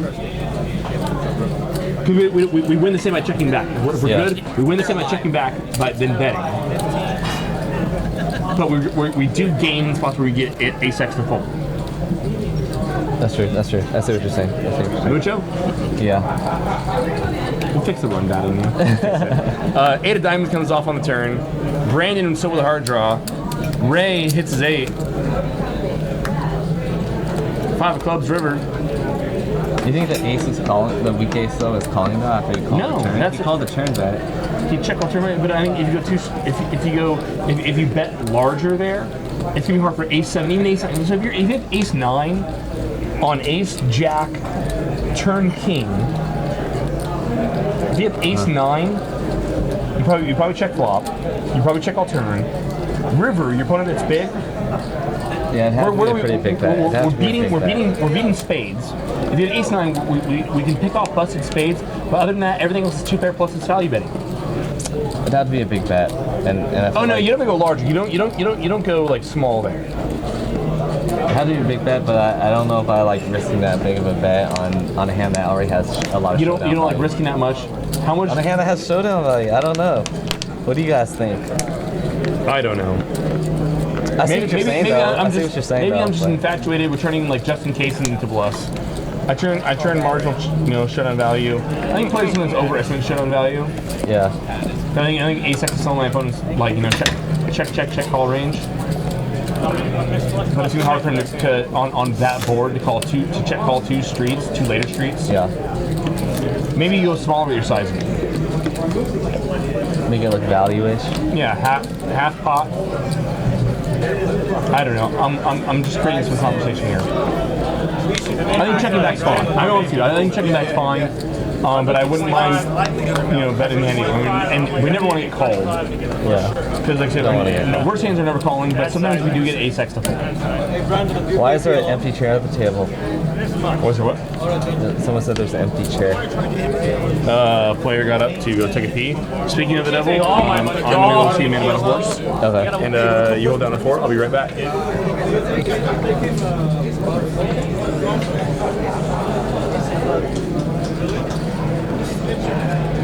All right, Brian in the big blind as ace king, pocket aves with the 9-4 suited, opens to 18. There's 60 in there, and if I make it 35, you go away.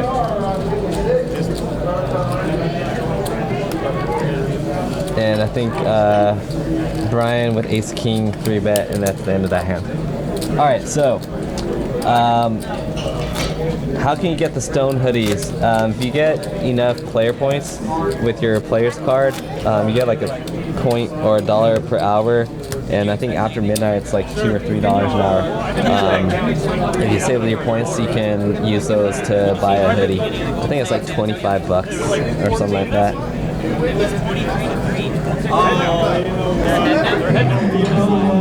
Yeah, baby. Cocktail.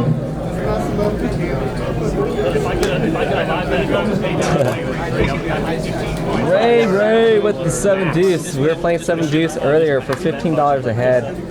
Pretty sure it's still on, so I'd like to see Ray put in a raise here. He's reaching for chips. Looks like it's a raise to about 21 or 22, 24. Oh man, and Reese picks up pocket queens here, and he's gonna put in a 3-bet to 50. And that's a small 3-bet, folks. That's not, your standard, like, I'm bluffing, trying to squeeze 3-bet. says value all over it. If you're right here, because of the sizing of that 3-bet, I hate the 4-bet here, but you're getting good odds to actually call and see a flop with 7 deuce. You're getting about 3 to 1 right now. That I'm thinking that might be the best way to play this hand right now.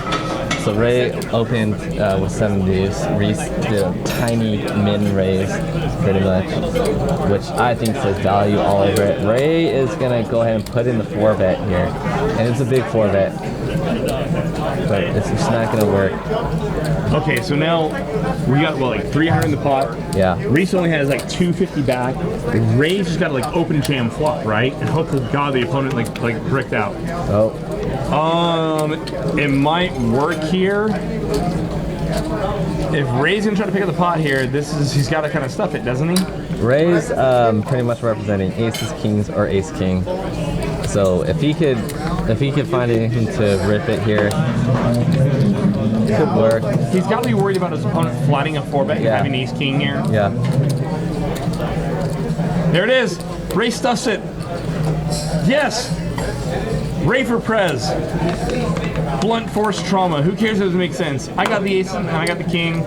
Just ask me about it. Yeah, this is a really tough spot for Reese. I don't think how he can See call. like his body language there? Yeah. Reese is not snap call. Oh my god! Oh, shit. I think it's gonna make Ray nervous, right? Yeah, I don't think Reese can call this. No.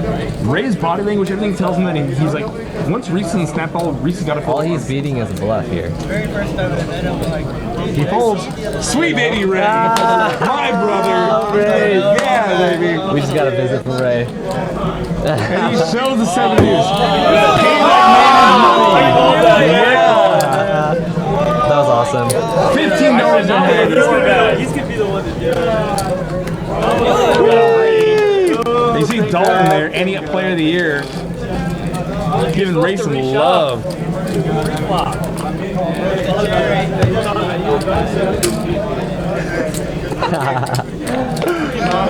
Poker's so silly sometimes.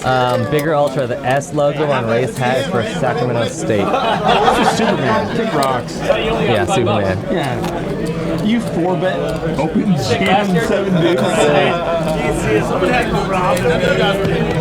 I haven't gotten it yet. Very nice play.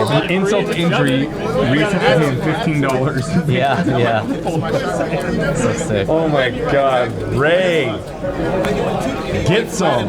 It's still a little behind the king. Oh, look at it. No, it's playing the hand. As a player, like, that's something kind of like, if I lose a big pot, something like that, and everyone's kind of like, everyone else is like walking through the hand, like, we're like, yeah, no, I was there. I know. Yeah. Reese is, I feel bad for Reese is a good guy. Reese is a cool cat. He is, yeah. That was employee versus employee crime right there. Employee on employee crime.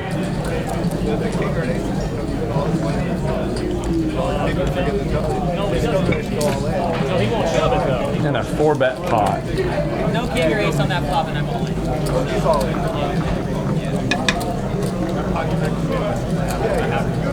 There's no shot. I don't think. Here's the thing: if you Reese there, we lose to kings, aces, and ace king. We know, obviously. Yeah, you can only beat a bluff. The only hand you can beat there is. Went over there and threw Ray $15. So, with the king on the board, it's less likely he has kings, right? So it's like ace king, or aces. ace king or aces. What do you do if you're Reese? So first of all, you get 4-bet. If you flat, you're gonna have a pot size, less than a pot size bet back. Go into the flat. You flat 4-bet. Do you 5-bet shove the queens? Do you flat and just like close your eyes and say call? Which is like, I mean, what's your move there? Yeah, I'm wondering what. With, mind you, with 7 deuce in play, what's your spot? Open, 3-bet, you'd say 4-bet. So the thing that I was pointing out when the hand was playing is that Reese's 3-bet was so small. you know, a lot of times when it's a 3-bet, just a steal or something like that, it's going to be like A little bit on the larger side. 3x at least. But it went from $24 to $50, and I was like, man, that's a value raise. That's a big pocket here. And I'm like, man, if I'm right here, I might just flat with the D7 because I'm getting 3 to 1 just to see a flop and maybe get a flop I could rep. We've seen him play 7 days, so it's pretty gross. Yeah. Oh no, it's just like. But man, Ray just stepped up. He just Blunt force trauma. Yeah. Kids, if you're watching, when in doubt, take the aggressive line. And these two guys know each other too. They work together. I mean, I'm wondering like if there's any sort of leveling here. Like they're like, there's no way he's bluffing me here. Like I can't 5-bet queens. Like I don't know what's going on in their heads. That was pretty fun though. What's gross is this game. And like, I feel like when you're 5-bet queens, you're almost like merging there. I mean, you can get value from Ace King, and there's a super small fraction of the time that kings fold versus 5-bets. Yeah. Because how many players have like worse hands in their 5-betting range? One, it's hard to get 5-bets in without already having like stacks in, before that. I don't know if kings is folding though with their stack sizes. They would need to be like deeper, a lot deeper. So BG still way at the top. Ray's got to be nearing 1,000, I would think, after that pot. Mind you, this was like online, but I folded pocket kings once for only like having like three bigs in the pot. I opened 3 bigs like under the gun. It went flat, 3-bet, 4-bet, and like the nittiest nit from Nitville, the Rock of Gibraltar, like 5-bet jam the small blind. Yeah, that's a cheap way to get away from right? And I'm like, wow, that's crazy. Right, yeah. Reese with the 7-6 suited. I like it. I like this hand. Lightest I've ever got off of kings in my life. I don't know if I like playing it though under the gun as a limp, but So I didn't limp. No, I opened. no. Oh. Reese limp. No. Oh man, look at all these hands. A lot of connected cards here. Queen Jack suited, King Queen, 7-6 suited, 9-10, King Queen suited. Pretty interesting if a king or a queen came out. How about Jack 8? Jack's cool. Nobody has, oh yeah, Ray has Jack. BG's open-ended. Yeah, so Ray's sitting on a little over 800 right now, not 542.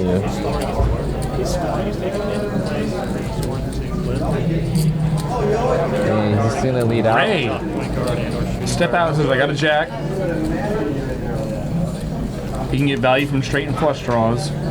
Of course, you get stepped on if you run into a better Jack or an 8. And here comes BG. Says I got position, and you never have an 8 here, so eat it. And I would expect BG to go 3 streets of aggression. Ray's gonna show the Jack. I don't like it. So yes, there's flush draws, there's straight draws. I just I think Ham's almost too good at that.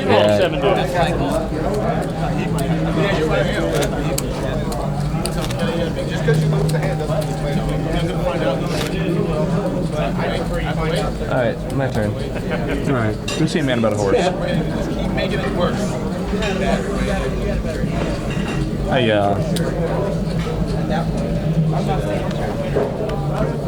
Good man. Alright, here we go. So I believe there's a $10 straddle on. Brian might have opened 10 under the gun. BG, the big gamble, takes a 4 deuce out of the hijack, makes it 30 to go. So this is a $10 straddle, open to 30. And this is a pretty typical 1-3 at stones here, where it'll play with a $6 or $10 straddle at times. We always talk about how it plays, you know, much deeper. You see all the green chips there in front of Brian. He's going to defend the 5-4. In King Jack 9, 2 diamonds, Both players brick this out, but position and aggression is going to pay off here for VG. Brian checks. VG bets 50. And it's an easy fold. And 4 high gets 5 high to lay it down. Be aggressive. Be in position. Blunt force trauma. Also don't have a limping range. Because reasons. Veronica is now being escorted out of the building. Hiya.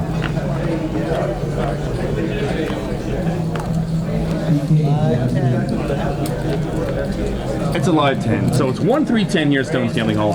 Brandon folds 9-7 of clubs under the gun. I mean, it's probably right. It's not sexy, but it's not. It's probably right. Brian makes 22 to go with a 9-8 of diamonds.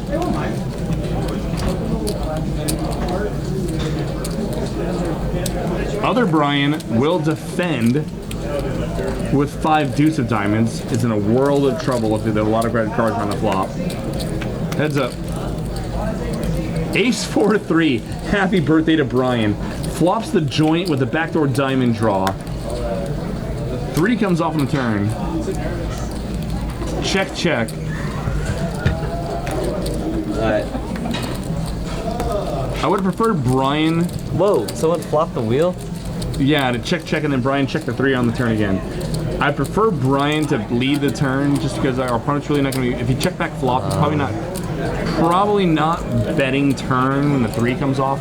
If the turn was like a queen, jack, king, a 10 even, we can get value from pairs, straight draws, all that jazz.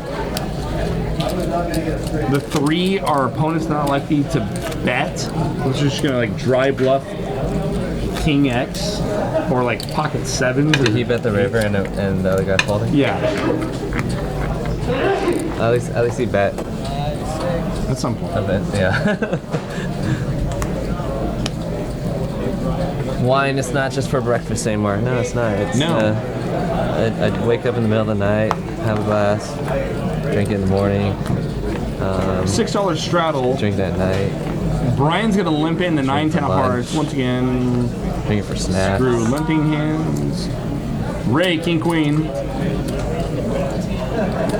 Please update the Veronica situation. She just got escorted out. Oh, was that her? Yeah, that was her. So Ray makes it 20 to go. Reese on the button with jacks is gonna just flat here.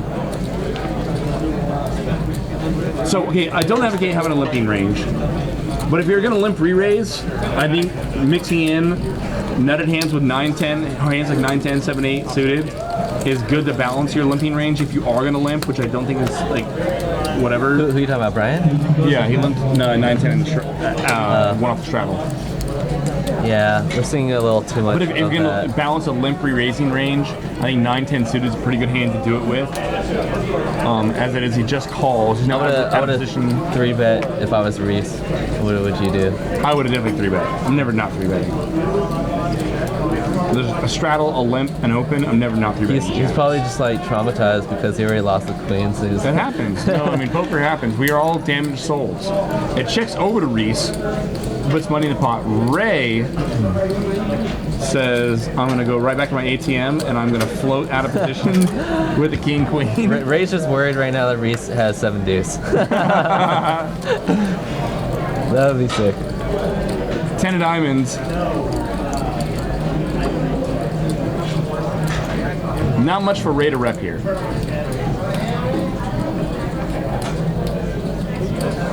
Reese is gonna bet. Bet like 65, 70. I like that, yeah. Somewhere in that size. Go small, bets 40? He bets 40. I don't see how Ray continues. It's getting 4-1. So I wonder if, I don't know if Ray and Reese have played together before, but remember earlier when Reese 3-bet with the queens and I said it was a small 3-bet and it looked for like it was super valuable? Maybe Reese just bets smaller in general, and maybe Ray knew that, and maybe that's why Ray was like, screw it, I'm the 4-bet with 7 deuce. So Reese gets a little bit back. We like that.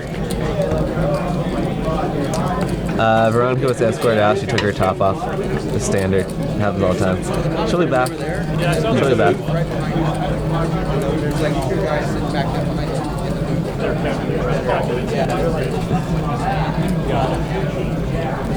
So, open limit.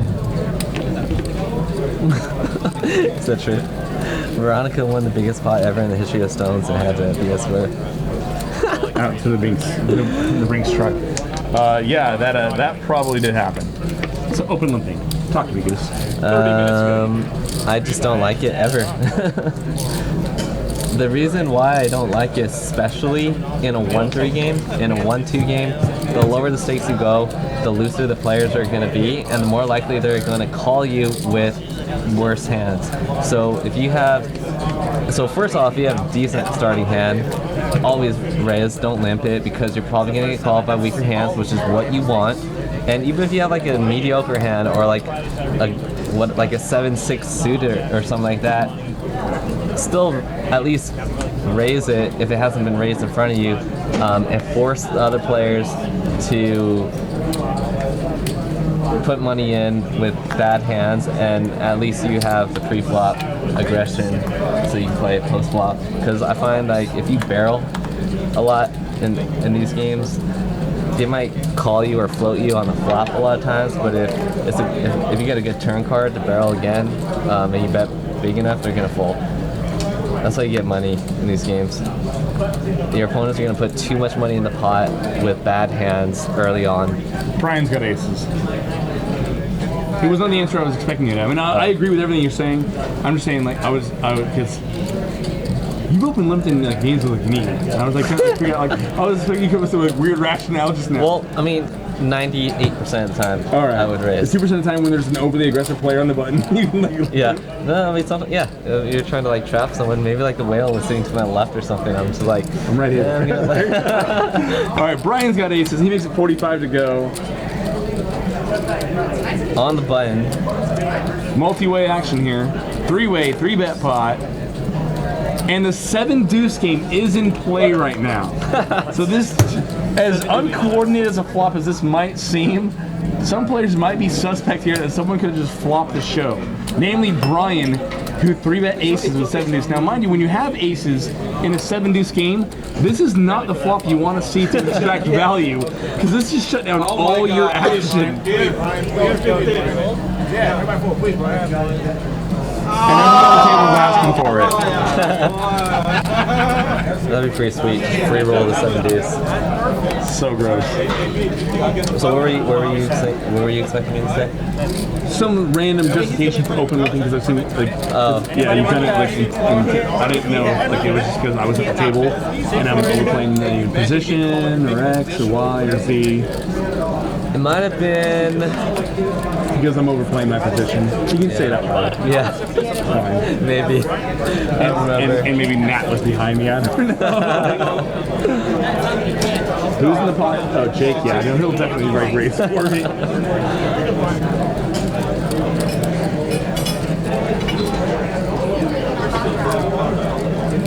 Hey, who takes care of you, Lucy? Who takes care of you? I take care of you, but actually you take care of me.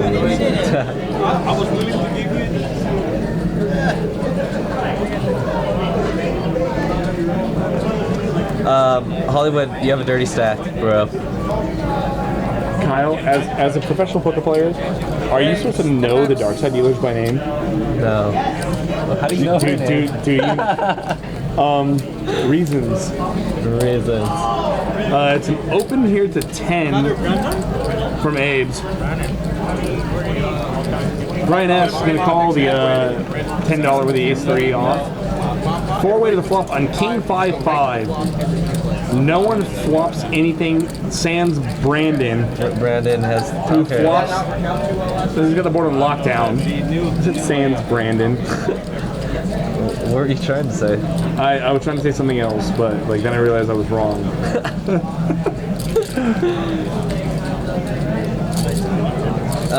Pocket A's was the pre-flop raiser, right? I think he just made a C bet, half the pot.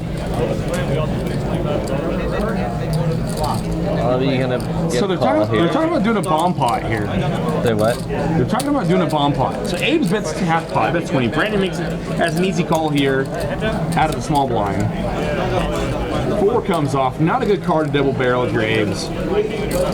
We gotta shut it down. Check, check. He does. He knows what's up. He rivers a 9. Definitely check back now. No, no. Check. No, no. Your other no.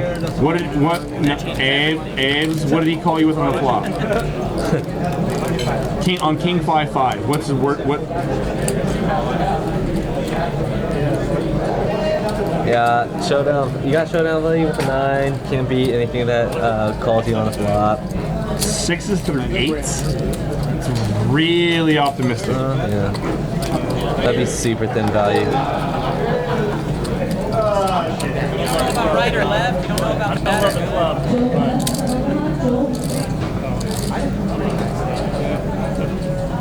Oh wow, they're letting Veronica back in now. Oh man, Jesus. Her shirt is ripped up.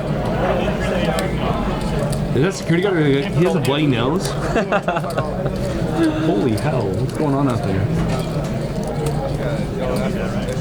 Stone's Gambling Hall, ladies and gentlemen. Veronica Burrow in the house. It's Wine Wednesday. The 1-3 is playing 7 deuce. Was there a flush draw on the river? I think flush got there as well. Oh, damn, I didn't even notice that. Mind you, that's not value. I talked about you earlier, turning your back credit value into bluffs. That's not a board to do it on King 5-5 when your opponent check calls. That is not the board texture to turning margin showdown value into bluffs. That's definitely a spot where we just want to be checking back. We're mostly conceding the pot. Yeah, if you're gonna try to wrap a backdoor flush, then bet bigger too. You have to bet turn, get check back turn when the flush draw comes in. Yeah. And expect to like what I was saying earlier. Yeah, you gotta bet. You gotta bet your draw on the turn if it's checked to you. Both Ray and Brian hit their king here. No one's got diamonds. We're not supposed to do that. I look. I thought you said we could get the flop. Yeah, I just said I didn't. Jake, do you ride a horse and carriage? No. Or how much allows to ride in cars? The truth comes out. Oh, The man. truth comes out. Diamond gets there. I was watching.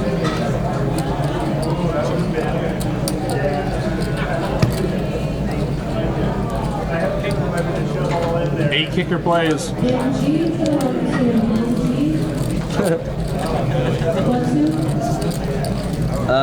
So I don't know if you guys have noticed, but the stacks in this game are getting a lot deeper. Looks like Brian with a Y has 1,400 now. BG's got 1,500. So there's some pretty deep stacks here. This is a 1-3 no limit game. Pretty standard here though. I ran into Dalton on his time of good for a second, and he says one of the other ones who's inside is playing absolutely nuts. He says like every 3 or 4 hands, there's been at least one all-in hand since he's got here about like 4 or 5 o'clock. Well, I mean, the games are good here tonight. New shooter here coming in seat 6. Jake Cobb 135. Did you ever get off your bad run? Hell no. I run bad for life. Oh, except for you, you're different. Oh, you're special. Well, you're special. It's like the constant balance of like grind it up, run bad, grind it back, run bad. G still. Is G still in the chat? I just got a text message from him. Yeah. G still might be in the chat. He's a cool guy. Tournament extraordinaire. Yeah, he crushes. Yeah, exactly. Jake was born a Mizrahi, but Amish adopted him. I didn't know that. Yeah, no, it's true. Yeah. I'm other Mizrahi. There's Robert Mizrahi. There's some other Mizrahi I'm sure I'm forgetting about. Michael Mizrahi. Michael. That's right. Jacob Mizrahi. I don't even know their names. I'm other Mizrahi. That's a lot of goddamn aces for Brian. No one's got diamonds. Not gonna find any love. Oh my god.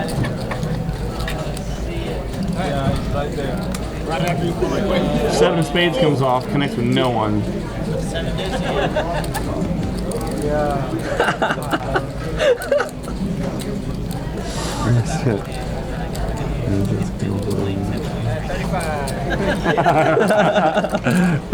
Fish in the chat. There are fish in the chat tonight. I love it. Brian bet 35, hoping to find some love. Did you go to college? I had a scholarship coming out of high school, but I forgoed it. Really? Yeah. For what? Math. Oh wow. A math scholarship. I had a debate scholarship to USC. A debate scholarship. Yeah. Outstanding. I didn't want to have to debate though for 2 years. So I went to Davis. You can just see you like debating. Yeah, you should work in ace-5 to your 4-betting range because reasons. Diamonds get there. Brian doesn't have the best ace. The only draw got there. Brandon, who looked him up with 6s, bets 60. Well, Brandon. It's so cheap. I think Brian's gonna have to pay off. He probably feels he's paying off here, but he has the best hand on trip aces. I don't know if you're gonna try to get trip aces to fold here. We should be kind of betting a lot larger, shouldn't we? Yeah. I mean, you saw. I mean, the trouble created for Brian. I mean, he's like, God, it's so value-y. I like the play though. He's representing that. The flush draw. Yeah.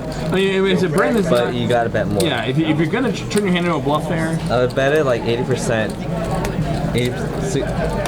70 to 80% of the pot, I think. Would be good. It's gotta be more than $60. Yeah. Maybe even a pot size bet. You just hear Brian say that. Brian says if it's more than 60, I think about folding. We just heard him say it. Yeah, Brian just said it. I mean, mind you, I mean, the only draw there got there, and Brian can't be too proud of his 8 kicker. But for $60, for a player who plays a 10 1/4, I don't think he's ever folding trip aces. Yeah. I mean, I think if there's $60 in the pot, I mean, Brandon could have made a full pot size bet, and I still don't think Brian's folding. I mean, with his relative stack size, the stakes he's accustomed to playing, and that's something you also got to sometimes think about. Like, you know, what is a player used to like paying or playing with? You know, someone who plays 10 1/4, 26 times. It's just like, I have trip aces, I'm not folding for $25. Like, good for you if you got there, whatever. I almost feel like you almost get like to balance there, you have to like over bet the pot. Yeah. It makes it that's what I was saying. It has to be a big bet. Yeah, a lot. Hey, better than do something. Abe's picks up aces, can get no love. And if you want to get paid off on your big polarized value bets on the rivers, you gotta make work in some like big bluffs. Yeah, big bluffs. Yeah. He just throw you 15. Now, on the other end of it, sometimes replaying stakes at 1-3, balance really doesn't matter because players just aren't thinking that way. Yeah, that's true. And so you can kind of get away with getting pretty egregious, taking some really bad lines at times. But I think generally that's kind of just like bad behavior that can get kind of like habitual and addictive. Yeah. Where you're like, okay, well it's just this, it's just that. Where these players aren't thinking like that, and you think, you know, to yourself like, okay, I'm thinking so much, you know, on such a much more higher level, deeper than any other players are, that you can formulate some really bad habits by not, you know, playing good fundamental, you know, theory-based poker. Yeah. When you see sometimes, you know, like, oh, you players, oh, you don't need a balance against these players. Like, you're staying balanced for yourself, for your own game, not just for the players that you're playing against. Yeah. Abe's makes it, calls the 34 DS Queen, BG. Got a good action flop here. Nut flush draw, top pair, backdoor flush draw. Somehow it checks through. Check. Pair for BG. That's a good turn. I can't see chips not going in the pot. Abe's has top pair, inside straight draw. Somehow only $20 has gone into the pot post flop here. Disco. Wow. Abe's gets there.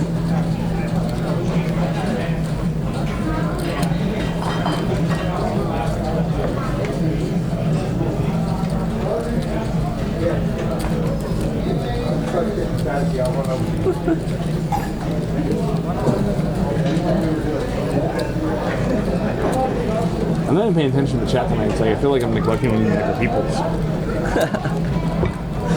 They're asking if we get paid. I don't know if we can, or if we're supposed to answer that. So we saw a bet and a BG raise there. It was bet 50, BG made it 100 to go. Wow. Wow, and if you're pocket age, you just love it when your opponent is trying to rep your hand.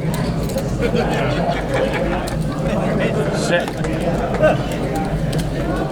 Now, mind you, in BG's defense, we saw Abe's bet the 9-7 earlier. Yeah. So BG might be thinking, like, this guy is capable of going for like mega thin value, and then he can't stand a raise there on a board that's 4 to a straight.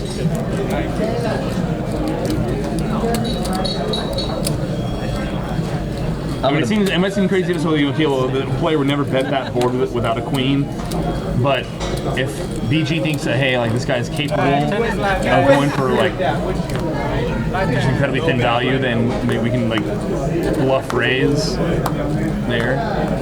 The problem is, by blocking clubs, we're blocking some of the bluffs that we'd expect our opponent to be like bluffing with, and if he's going to have a value to be range, and raising's kind of suicidal. Reese, King Jack opens to call. Oh. It's a $10 straddle. Reese is going to complete the small blind. Brian's going to complete the big blind. And Wallo's got pretty easy check in the straddle. I would have definitely raised here. Yeah. And King 10-3. I'm sorry, Jack 10-3. Reese flops top pair, bets out. Waldo's open-ended. And there's the raise. Call. Call. Just call. There it is. And we're going to see a turn card. Waldo now turns a pair. Yeah, that also gives Reese a gutter ball. And this is a weird line. Reese leads, flats the raise, and is now, looks like he's going to lead again. Yeah. Very unconventional line here seen by Reese. Now he bet 65. Is he repping the king queen? I don't know if he's turning his hand into a kind of a bluff almost. Now, if you're Waldo here, your hand improved, but in reality, like, you can't beat the nuts now. Yeah. Yeah. King queen just like got there in your DOA. It's a good fold by Waldo. Definitely an unconventional line on that turn card. Hollywood has relocated and moved his pagan idol with him as well to seat 4. He elected to go out of position against BG. Next, he'll ask for a setup change. I'm just. So whose chips are there then? We got a new player? That's a new shooter. We haven't seen him play a hand yet.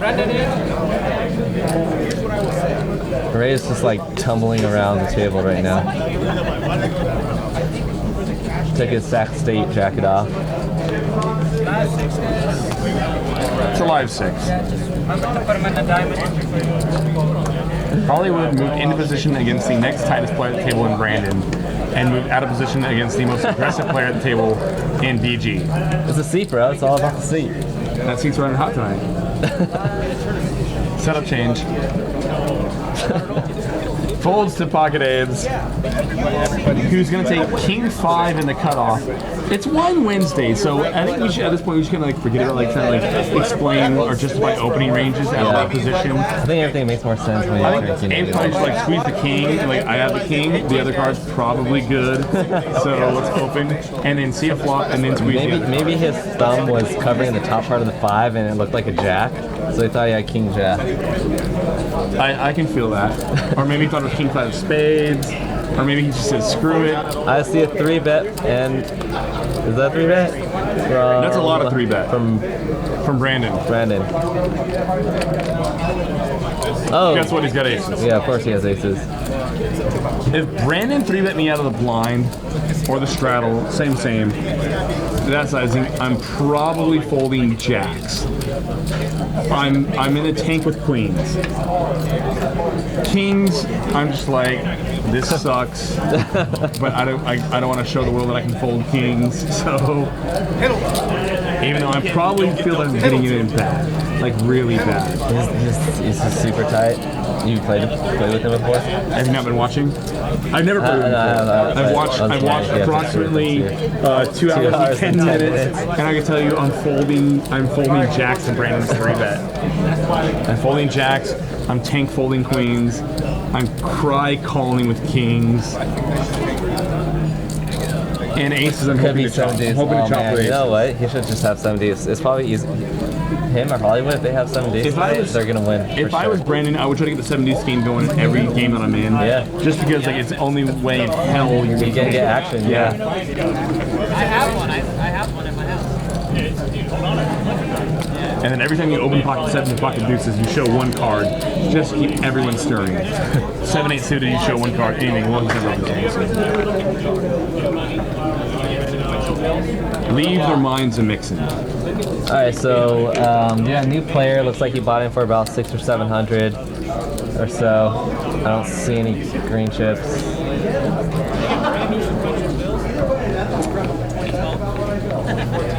Hollywood in his new seat picks up ace-3 under the gun. Not gonna play it. And the guy who took Hollywood's old seat picks Brennan. up king-jack. And it's gonna limp. Really? Ray. So we got 2 Brians, a Brennan and a Brandon or something? 2 Brians, a Brennan, a Brandon.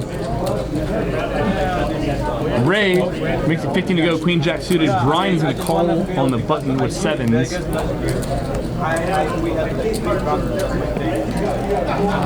He's gonna come back around here to Brennan, who's gonna complete the limit. 3-way action.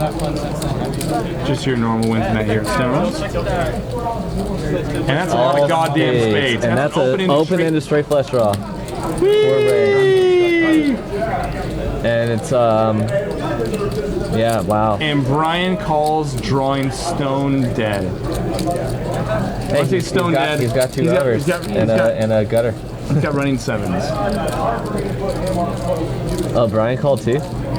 Oh, just Brian. Oh, that Brian. Just Brian. It's too many Brians. Keep betting. We get value from all the big spade cards. We keep betting and bet big. Bet a lot-ish. Half the table's name starts with a B. I can't keep track of it anymore.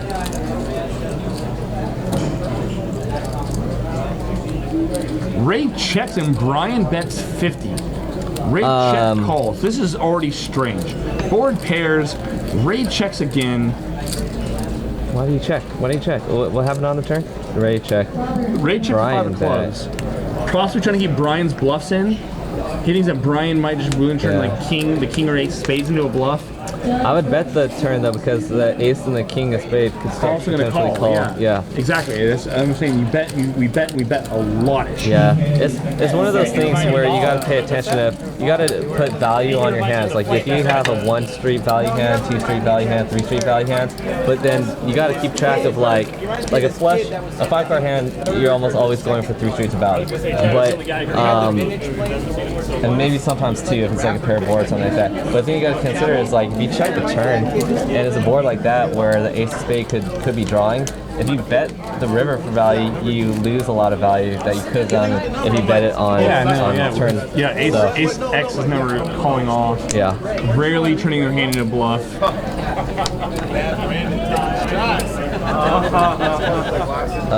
Piston, what are you talking about? Ray's going to want to revisit that hand. Now, on the other end, if he thinks Brian might be just completely like airball, super airball-y bluff. What would he call with that? What would he call the flop though? With it's got to have something on that part. Right. This is so wet. I'm with you. It's way too coordinated. 9-10, all spades.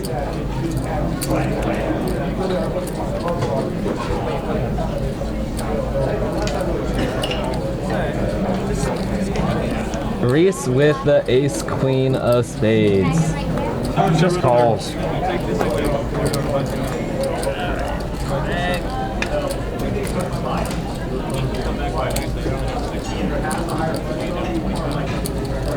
Brennan will defend. Oh, he's going to limp call here. Oh, he's defending the straddle. Suited ace. So we got 5-way action here headed to the flop. 3 suited aces and a couple Jack X hands. King, king, deuce. No one's got a king. It's a rainbow board. Reese is a 47% favorite, but there's no way he can just know that right now. That's the sick part. Jack of hearts hits both Brian and Abe. Abe has the better kicker. Reese picks up an inside straight draw. Waldo has the nut. And Waldo's got nut hearts. And Abe is betting 40 with the Jack 10 here. I prefer to see a check call here. He feels he can get value from flush draws maybe that he picked up. Some Where's straight draws. Waldo? He's going to call. He says, I'm right here. Boom. Here's my chips. 3-way to the river. That's a pretty pure card.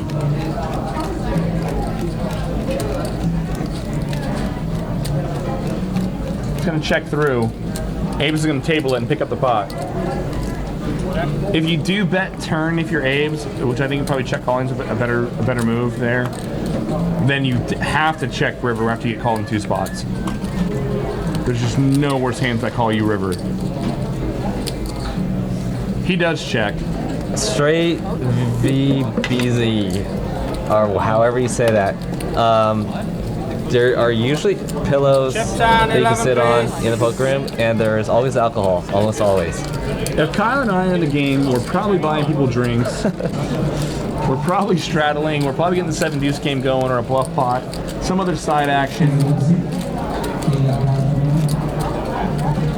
And we're probably having a lot of fun. Waldo's buying chips, I think.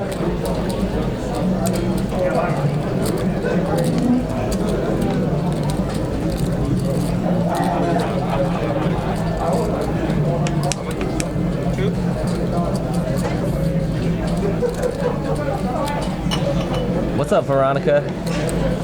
The other Veronica. The server, Asian Veronica. She was on the bottom of the screen. Oh, yeah. Our Veronica is nowhere to be found. I think she got... We saw her get escorted out, then we saw her come back in. I think she, I got a text that she's passed out. And, oh my god. Hey, Veronica's passed out at the bar. Can you come get her? Still in her belly button from doing body shots. I'm on the live stream right now. I can't just go get her.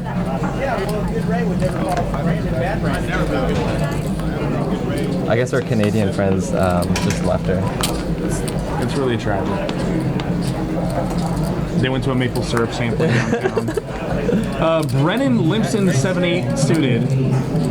Reese calls 10-8 suited. Waldo says limp this. $20 to go with the Jack 9 of diamonds. And he's going to pick up the loose change. How much is a bottle of wine here normally? Half price. But what's, normally. Like what is it? Like 30 bucks, 20 bucks? I don't know. I just think, okay, like if he has a glass, he has a glass, he has a glass, it costs me X, but my relative. Well, it's definitely always cheaper to get a bottle at a restaurant. Well, yeah, but like I think when I'm buying a bottle of wine, it's like I think about it in terms of like, okay, if he has a glass, he has a glass, and he has a glass, my relative expected value is like another like 3-day glass. Yeah. I think of it as a positive. Yeah. If everyone starts drinking, I'm making money.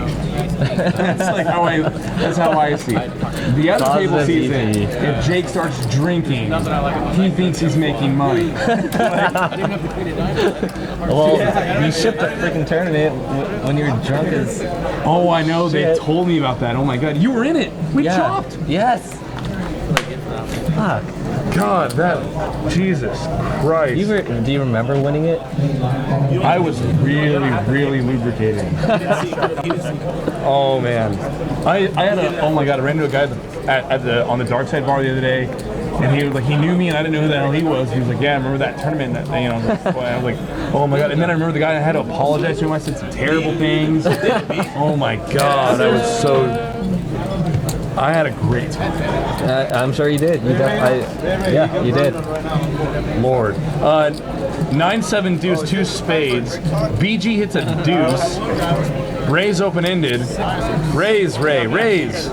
David Lane asks if we can get Veronica to make a special appearance. What part of she's passed out do you guys not understand? Yeah, what do we do? Drag her in here like nail her to the board like Christ? What are we gonna do? Ray makes it straight. He bets 10. Clubs get there. Oh, the BG's not checking clubs. Bet Ray. Ray, it's a free bet. God damn it. It's a bet fold spot. We know it. was a straight. He had a straight. Oh, He had a straight. I thought he had a pair. Yeah, Brill is knocked out at the bar. Crucify her. Someone said to crucify her. Yeah. Bad brain is literal. Good brain is sarcastic. Hey, can you talk to everybody I know? Speaking of Veronica and Yeah, friends, Jake Cobb is talking about his 2-5 experience here, how people just dump money here. Didn't Jamie Gold come in here and dump like 5K in the 2-5? underestimate of the year. The games are good here. Oh, it's been. No, we had a lot of players in here. Ryan LaPlante came through, banged up some TLO, did exceptionally well. We get rum cakes in here. Mr. Scott Ball, you and I have splashed around the room. The games are good here. I mean, anything you're playing in a room like this, the food's good, the liquor's good. There's table stakes. And it's the only game where Actually, I think this game is more entertaining than. Oh no, this game's running way above expected value. When I saw the line of this game, yeah, no, I mean the decks cooperate a little bit a lot. I mean the 7 News games helped out quite a bit. BG. Wait, I wanna play that BG song though for real, because every time. What is that? Is Bling Bling. You don't know BG, dude? Kyle, I think you underestimate how white I am. I'm really white, bro. When did you go to like high school and stuff? Between sessions, like there was like a lull, like the whale got up from the game, and then I went to school, and I came back. Like it's between sessions. Oh my god, the song might be too old. It's not even like. And it's a big open from BG. BG. He makes it like 60 to go. Bling bling. See, the chat knows what I'm talking about. They know. Jeez. The chat is much hipper than I am. I mean, sometimes you sometimes you gotta listen to some ghetto rap music, like as I did. Sometimes we just didn't have rap music or stereo. But this was like the best song. This was like my favorite song.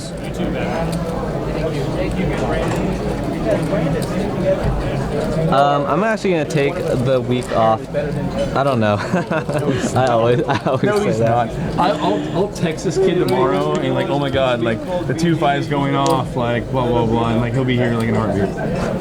This song, dude. Hold up, we gotta. I'm gonna pause it, and then next time BG wins a pot, I'm gonna put it next to the mic so I can dig it. Yeah, I can dig it.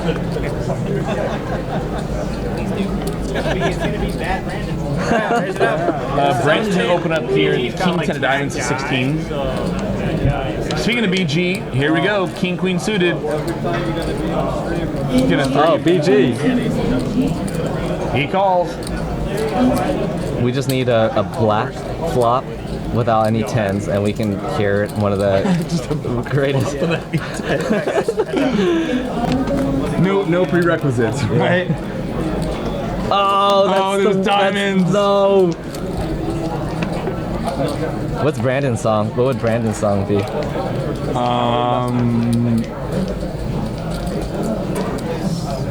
Do the tighten up. What's that? Old music. Oh man, BG didn't win the hand. Darn. He takes King Queen versus King 10 in position to a flop, and we lose. I don't believe in karma because science, but I think you jinxed them.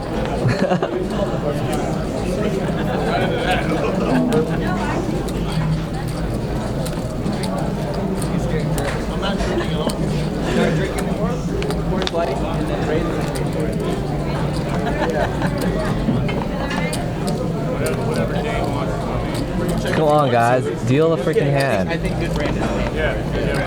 Blinds are about to go up. Just want to crush it. Brian's got 4s. I believe the $10 straddle still is in place. No, Brian straddles for 10. Brian has not looked at his hand. He just straddles for 10. Bud Light extra spit for Ray.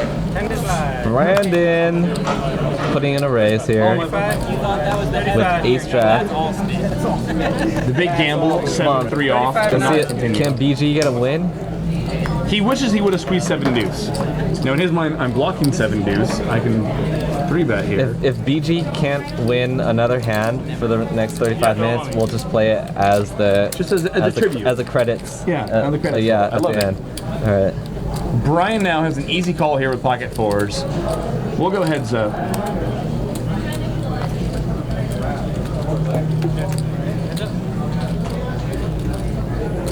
Queen 9-3 rainbow. Brian's still out in front here with pocket fours. You can't be in love with that board. Once again, I've kind of made a comment or made mention about how snug Brandon seems to be playing.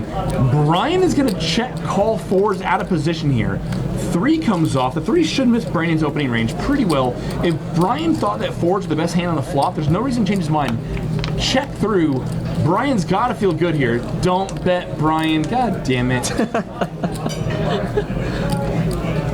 We only make money by check calling bluffs. Maybe he felt it was a bluff. I think he's getting 5. Did he like, bet? like Did he 5, bet the 6, flop? and Did he bet the flop? He check called flop. Check called Check call flop. flop. Check turn. That's a pretty interesting call on the We're- flop we're- because the queen 9 hits a lot of. Hits a lot of hands that, Yeah. that Brandon's opening. I know. But yeah, I don't know. He But then, okay, so we check off flop, turn to 3, check.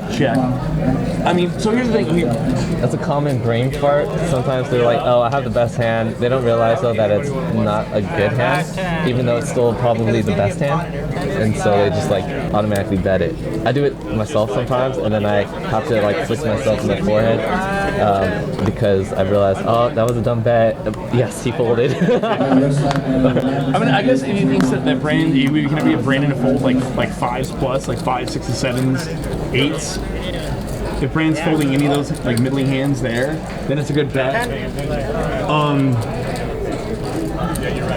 If we think Brandon's at all capable of bluffing on check call, check, you know, or then I think we make more money in hand by Yeah, check by calling checking. bluffs. Yeah, checking the river for sure is probably the best way to go.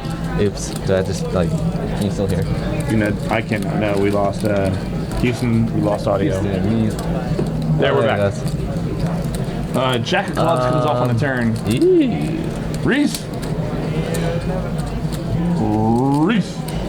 And the table's now doing a straddle live 10. It looks like.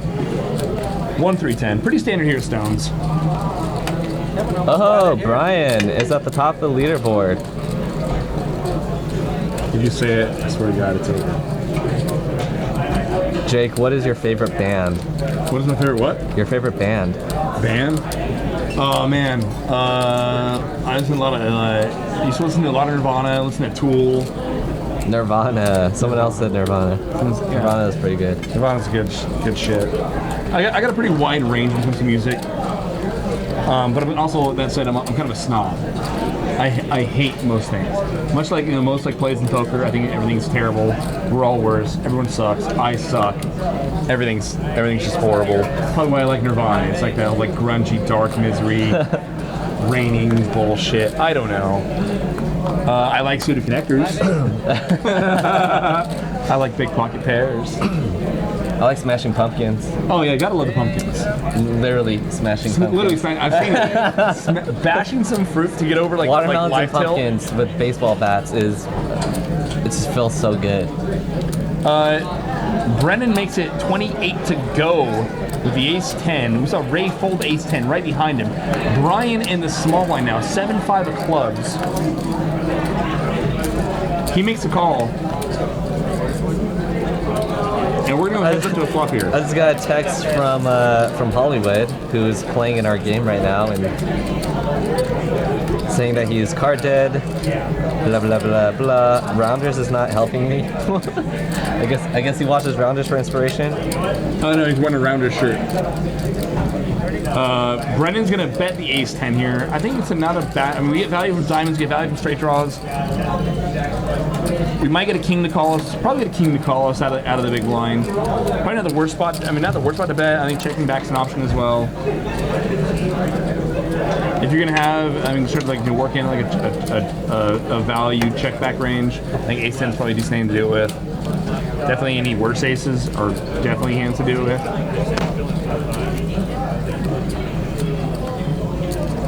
Dude, so Reno, the only thing I ran good in was credit card roulette. Which long term matters. I ate for free, and long term I'm definitely up in credit card roulette.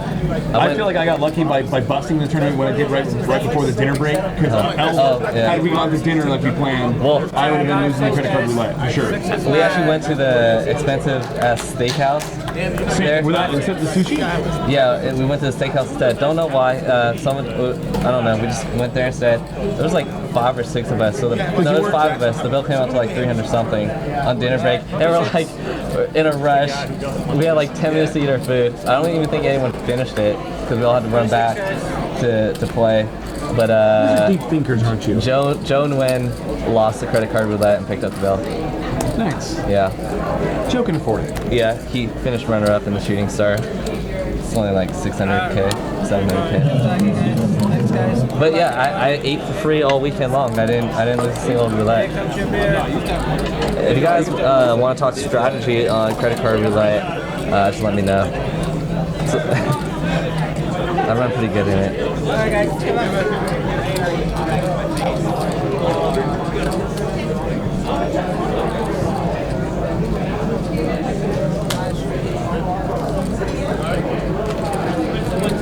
Did BG win a hand yet? I don't even understand what Hollywood's text is.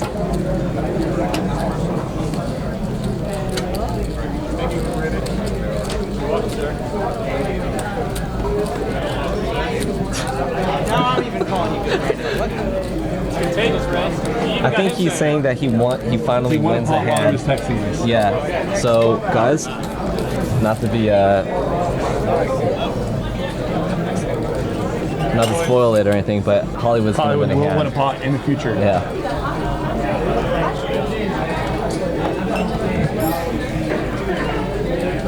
Brennan, 9 tray. It's a throwaway. Reese has got a beer. What else is new? Yep. Waldo on the button. He's got a beer, he's got the button, and no love. And this must be the hand that Hollywood won. I'm gonna say it's not. It is. He wins. He wins. That was great. That was great. Should I text him back? You played the hand great. Perfectly. Perfectly. Yeah. Open the queen 10 for straddle and a small blind fold. Hey, you can go to sleep well tonight. You played amazing, Hollywood.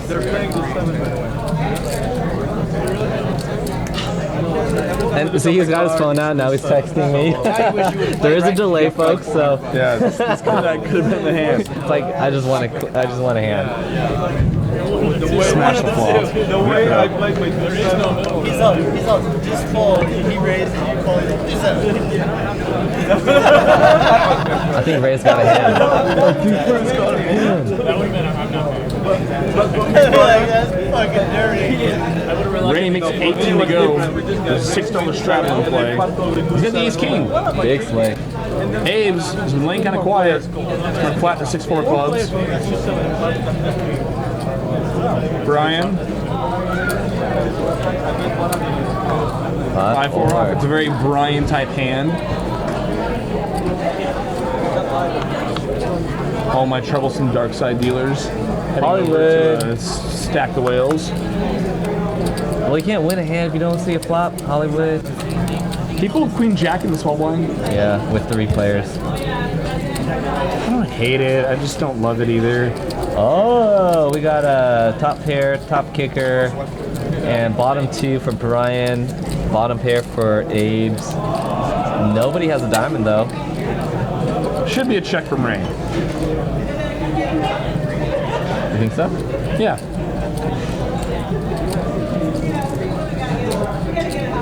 Just because, I mean, if you had King, Queen, King, Jack of diamonds here, extra diamonds, what are you doing? Betting quarter pot? Probably bet quarter pot, third pot. What are you doing? Talk to me, dudes. If I had Queen Jack? Right hand, queen jack? Of diamonds. Of diamonds. King, jack, queen, jack of diamonds. Check it, Third. maybe. Okay, so if we're betting there, I don't know. Ace on the turn, and counterfeit is Brian. Ray's got a lot of goddamn aces, and he's coming out swinging. He's hoping Brian has a diamond. Brian is drawing dead.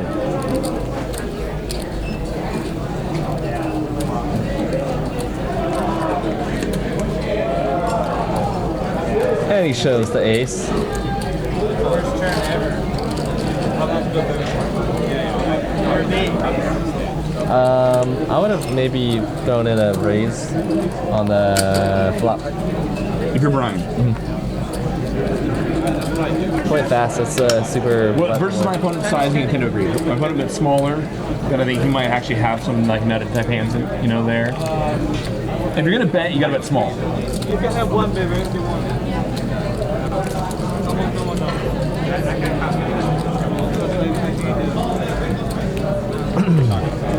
Hollywood orders a couple tall glasses of orange juice. Two? You got 2 glasses. No oranges were harmed in the making of this stream. I hope there's like vodka or something in that.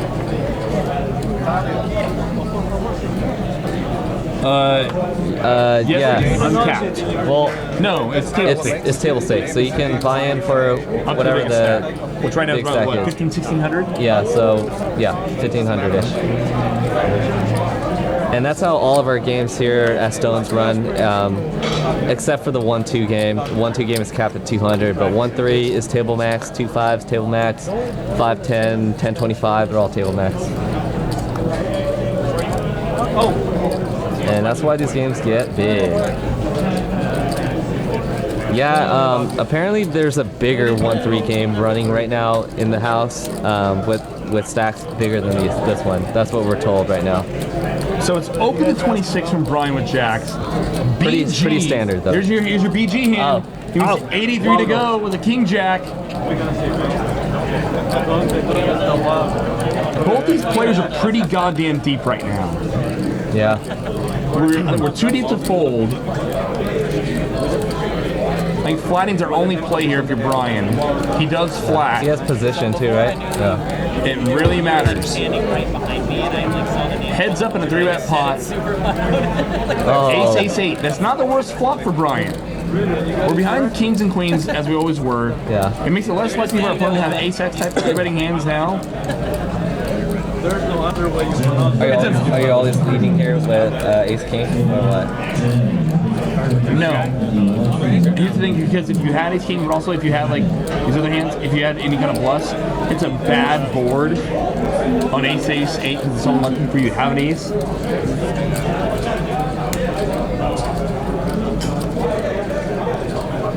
So you think If you are leading, once again, you need to be leading small with both your like if you like 3-bet like 6-7 suited, 7-8 suited, something like that. We need to be leading small, same as you would with ace king, ace queen. Otherwise, you're completely imbalanced and you're just like so exploitable. 6 of diamonds comes off. Mind you, now. And we're gonna see a big bet here by BG. BG is putting the pressure on. And see if Brian can sniff probably this one gonna out. do it for Brian.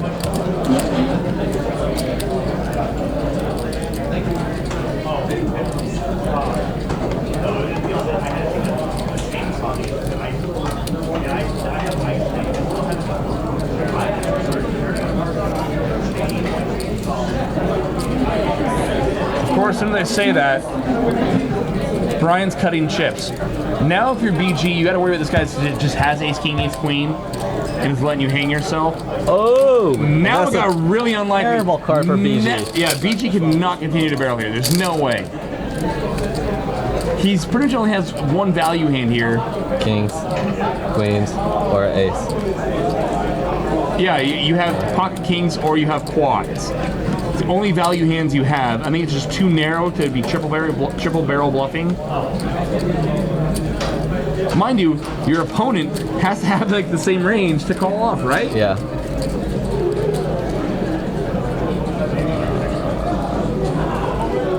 And look at the sizing here. 300 into about 800.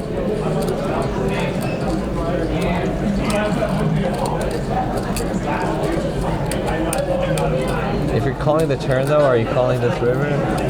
You kind of have to. Yeah. Once you call turn, you have to call river. Wow. On that river. And Brian is going to take the biggest pot of the night so far.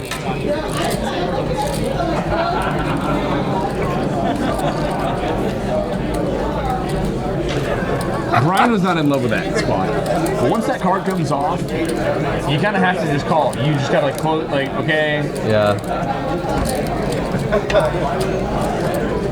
So, let's say if you're BG and you have ace king, ace queen, you river quads.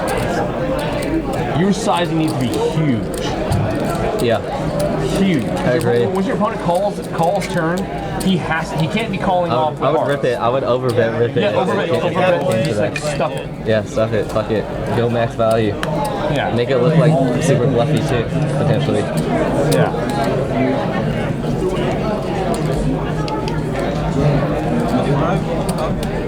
So maybe if you're Brian there, like thinking about like logical hands, like okay, if he had quads, he would just like bury the hammer here, try to keep bluffs in the range, or if he had kings.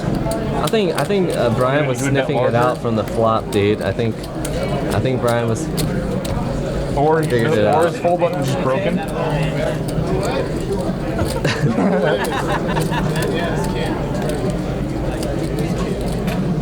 I don't know. It's a weird hand. Big flop for pocket apes. Open-ended straight draw, flush draw. He's got the world for outs and 8 high in showdown value. So we definitely should be betting here, and betting a lot. Not $10. Your other not $10. Awesome. Brennan's not folding. Yeah, build up a pot. Don't be afraid if you get raised here. Just like Play big. go big. Smash and grab. Get it in. You guys can they run it twice in a 1-3 game? Yeah, I'm gonna. Yeah, they can run it up to 3 times.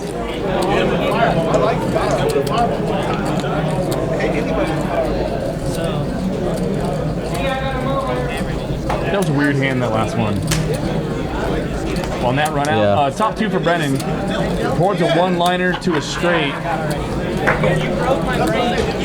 And Aves just pitches it.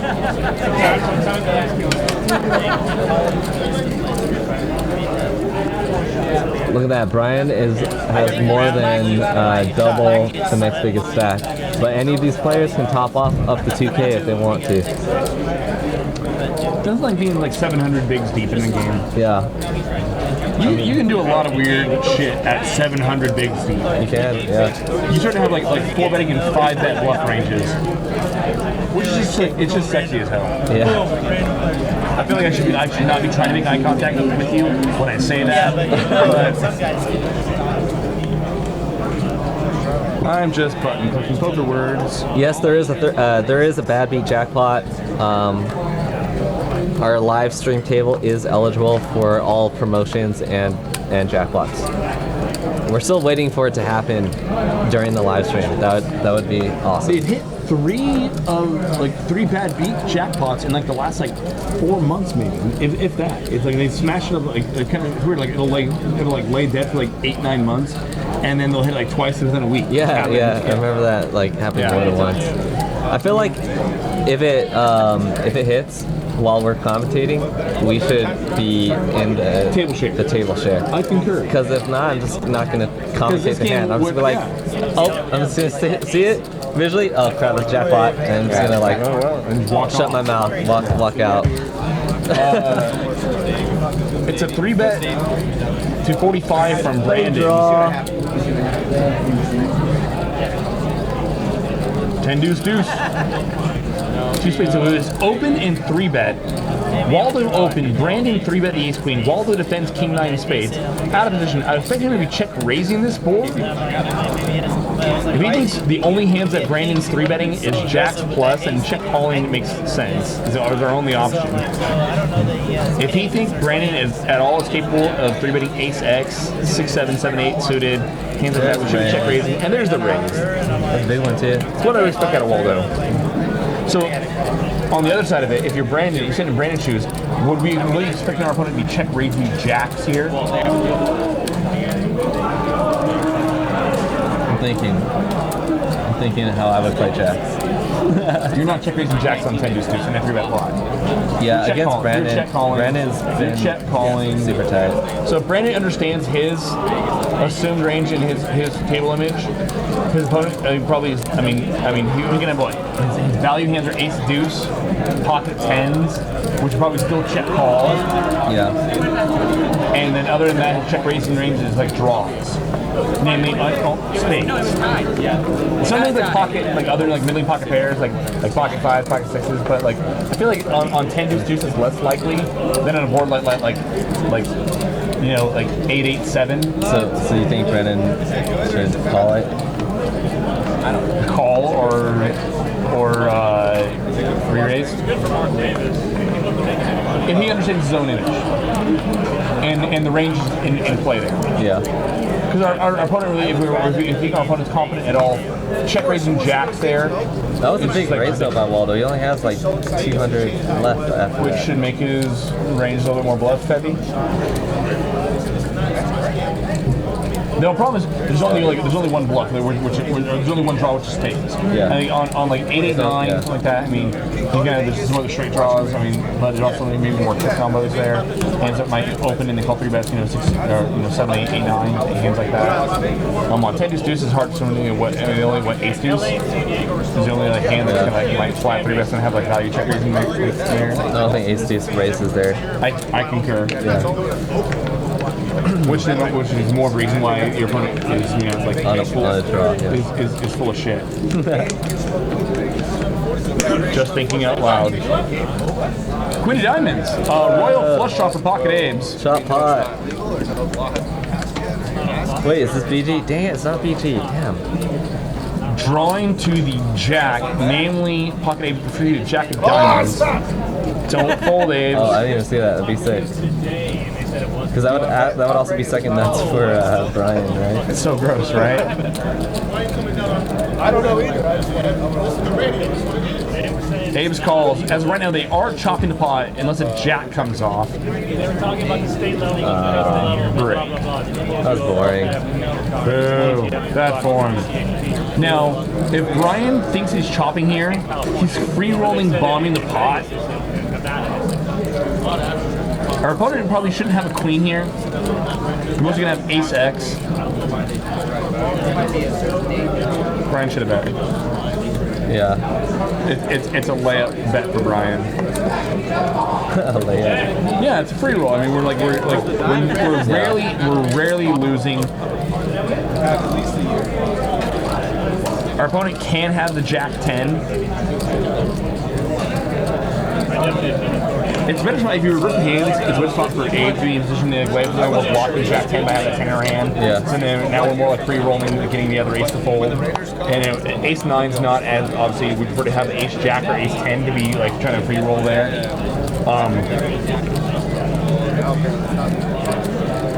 What's up? But still, I feel like you take a chance at it. I agree. But then I believe in aggression. I believe in blunt force trauma. I believe the Earth is round and in evolution. You do? The Earth? You think the Earth's round? I really do. I actually ran into someone who's a genuine like flat Earth society. I'm pretty round. If the Earth was round, why is this wheelie chair not rolling anymore? Because why is it staying still? Because of reasons and rotation of the Earth.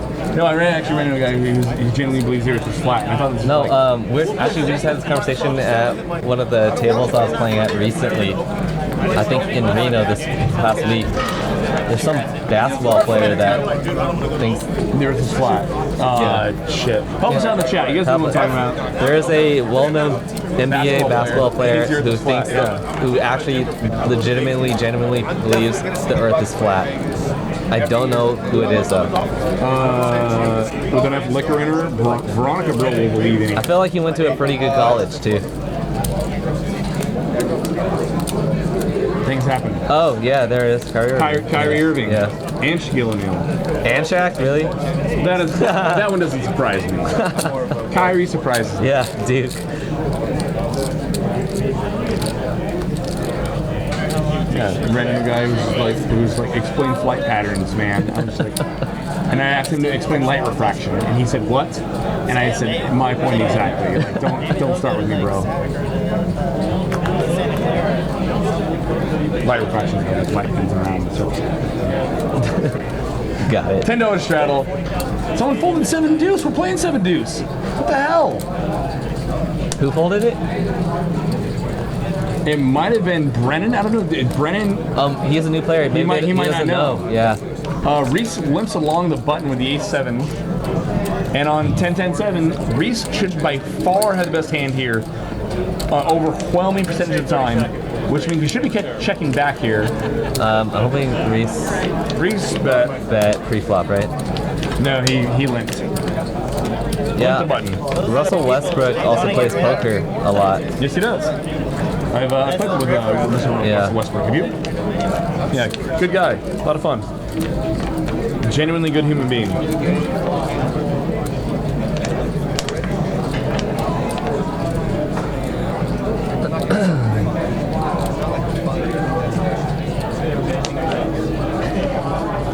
BG hasn't won a hand yet since I don't believe in karma, but you jinxed him.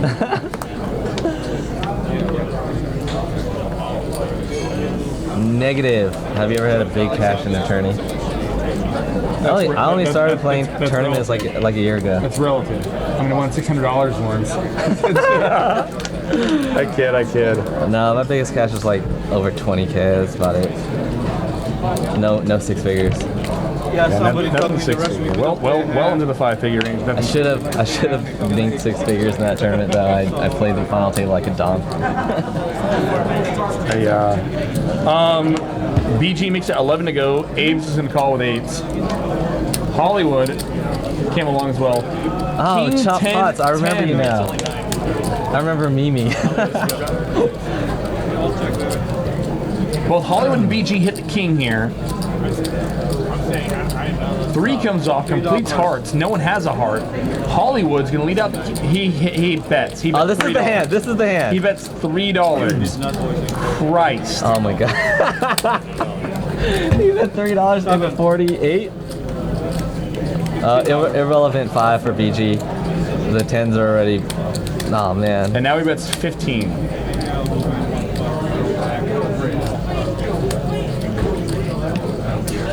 I'm folding if I'm BG. Yeah.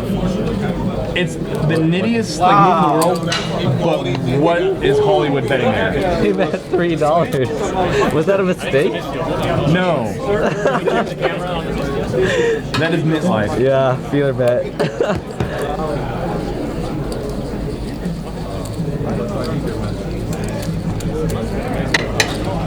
I believe in murder.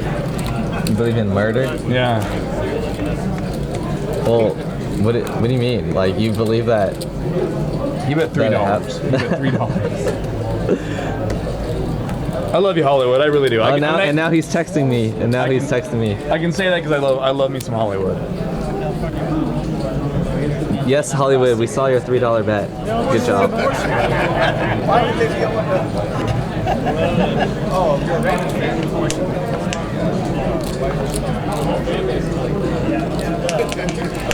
That would have been awesome if everyone folded on the $3 bet. Just respect the image that much. Yeah. Just give him credit for like pocket 10. Bow down. King 10. Bow down. His worst hand here is King 10. Brian makes it 26 to go with 7-5 of diamonds. Hollywood's not going to play the heater and fold his Jack 4.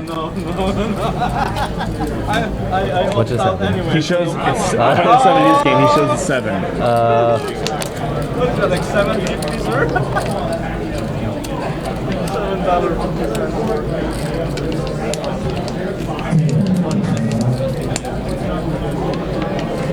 $7. Look at stack sizes there.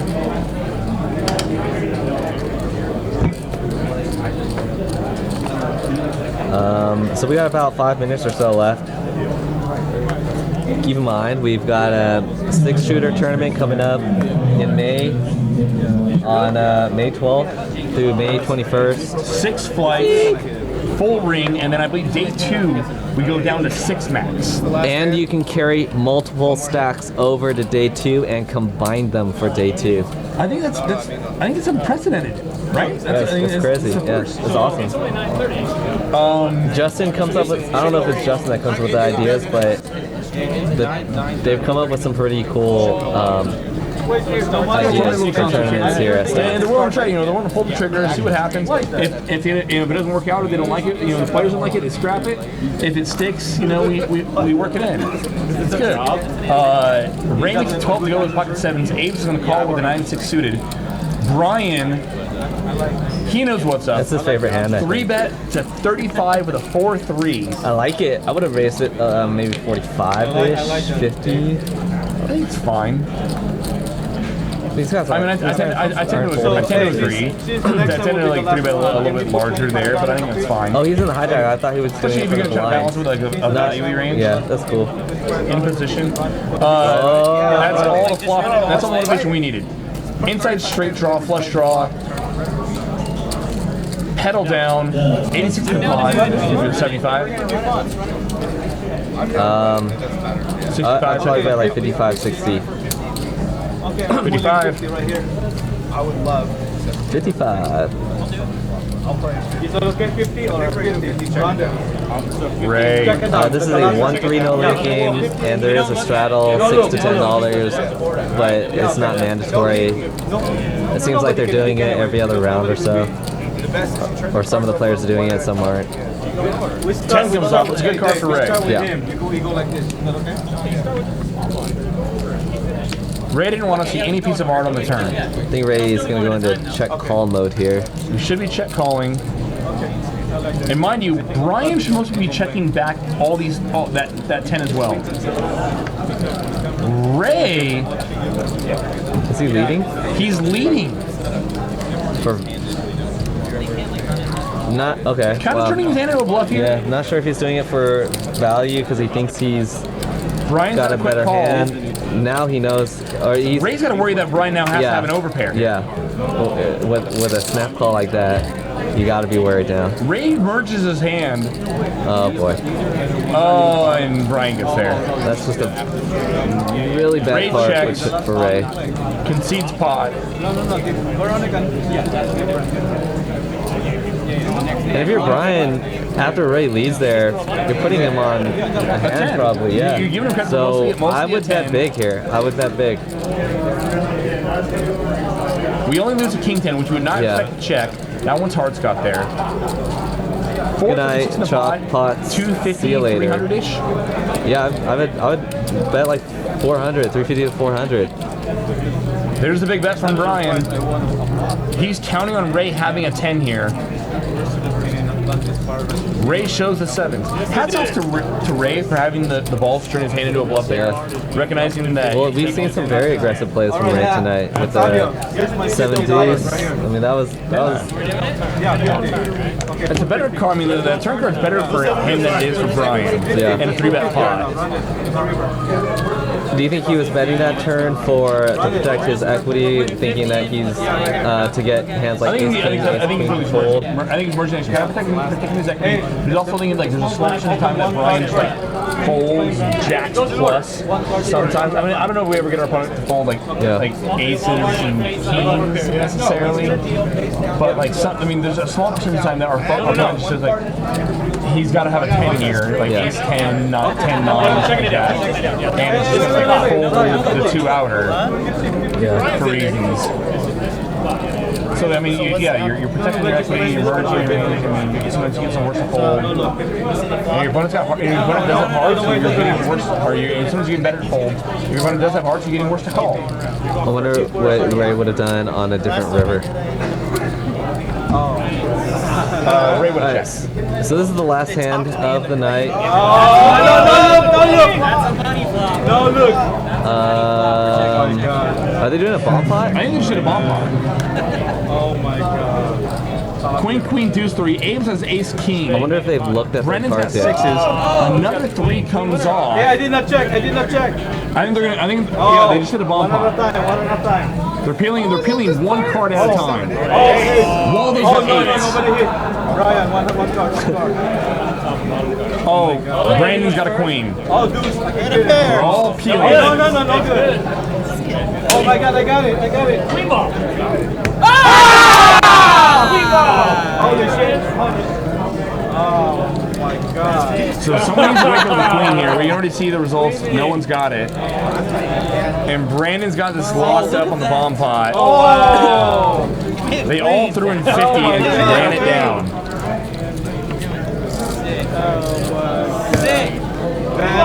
Good Brandon wins again. Brandon bomb pot queen 4. Good Brandon wins again. Cocktail. $50 each? That's a lot of beer, bro. It's a nice pot. If I can get you unstuck. There's been a couple nights like that where like, okay, if I bomb pot 200 now, I can get unstuck.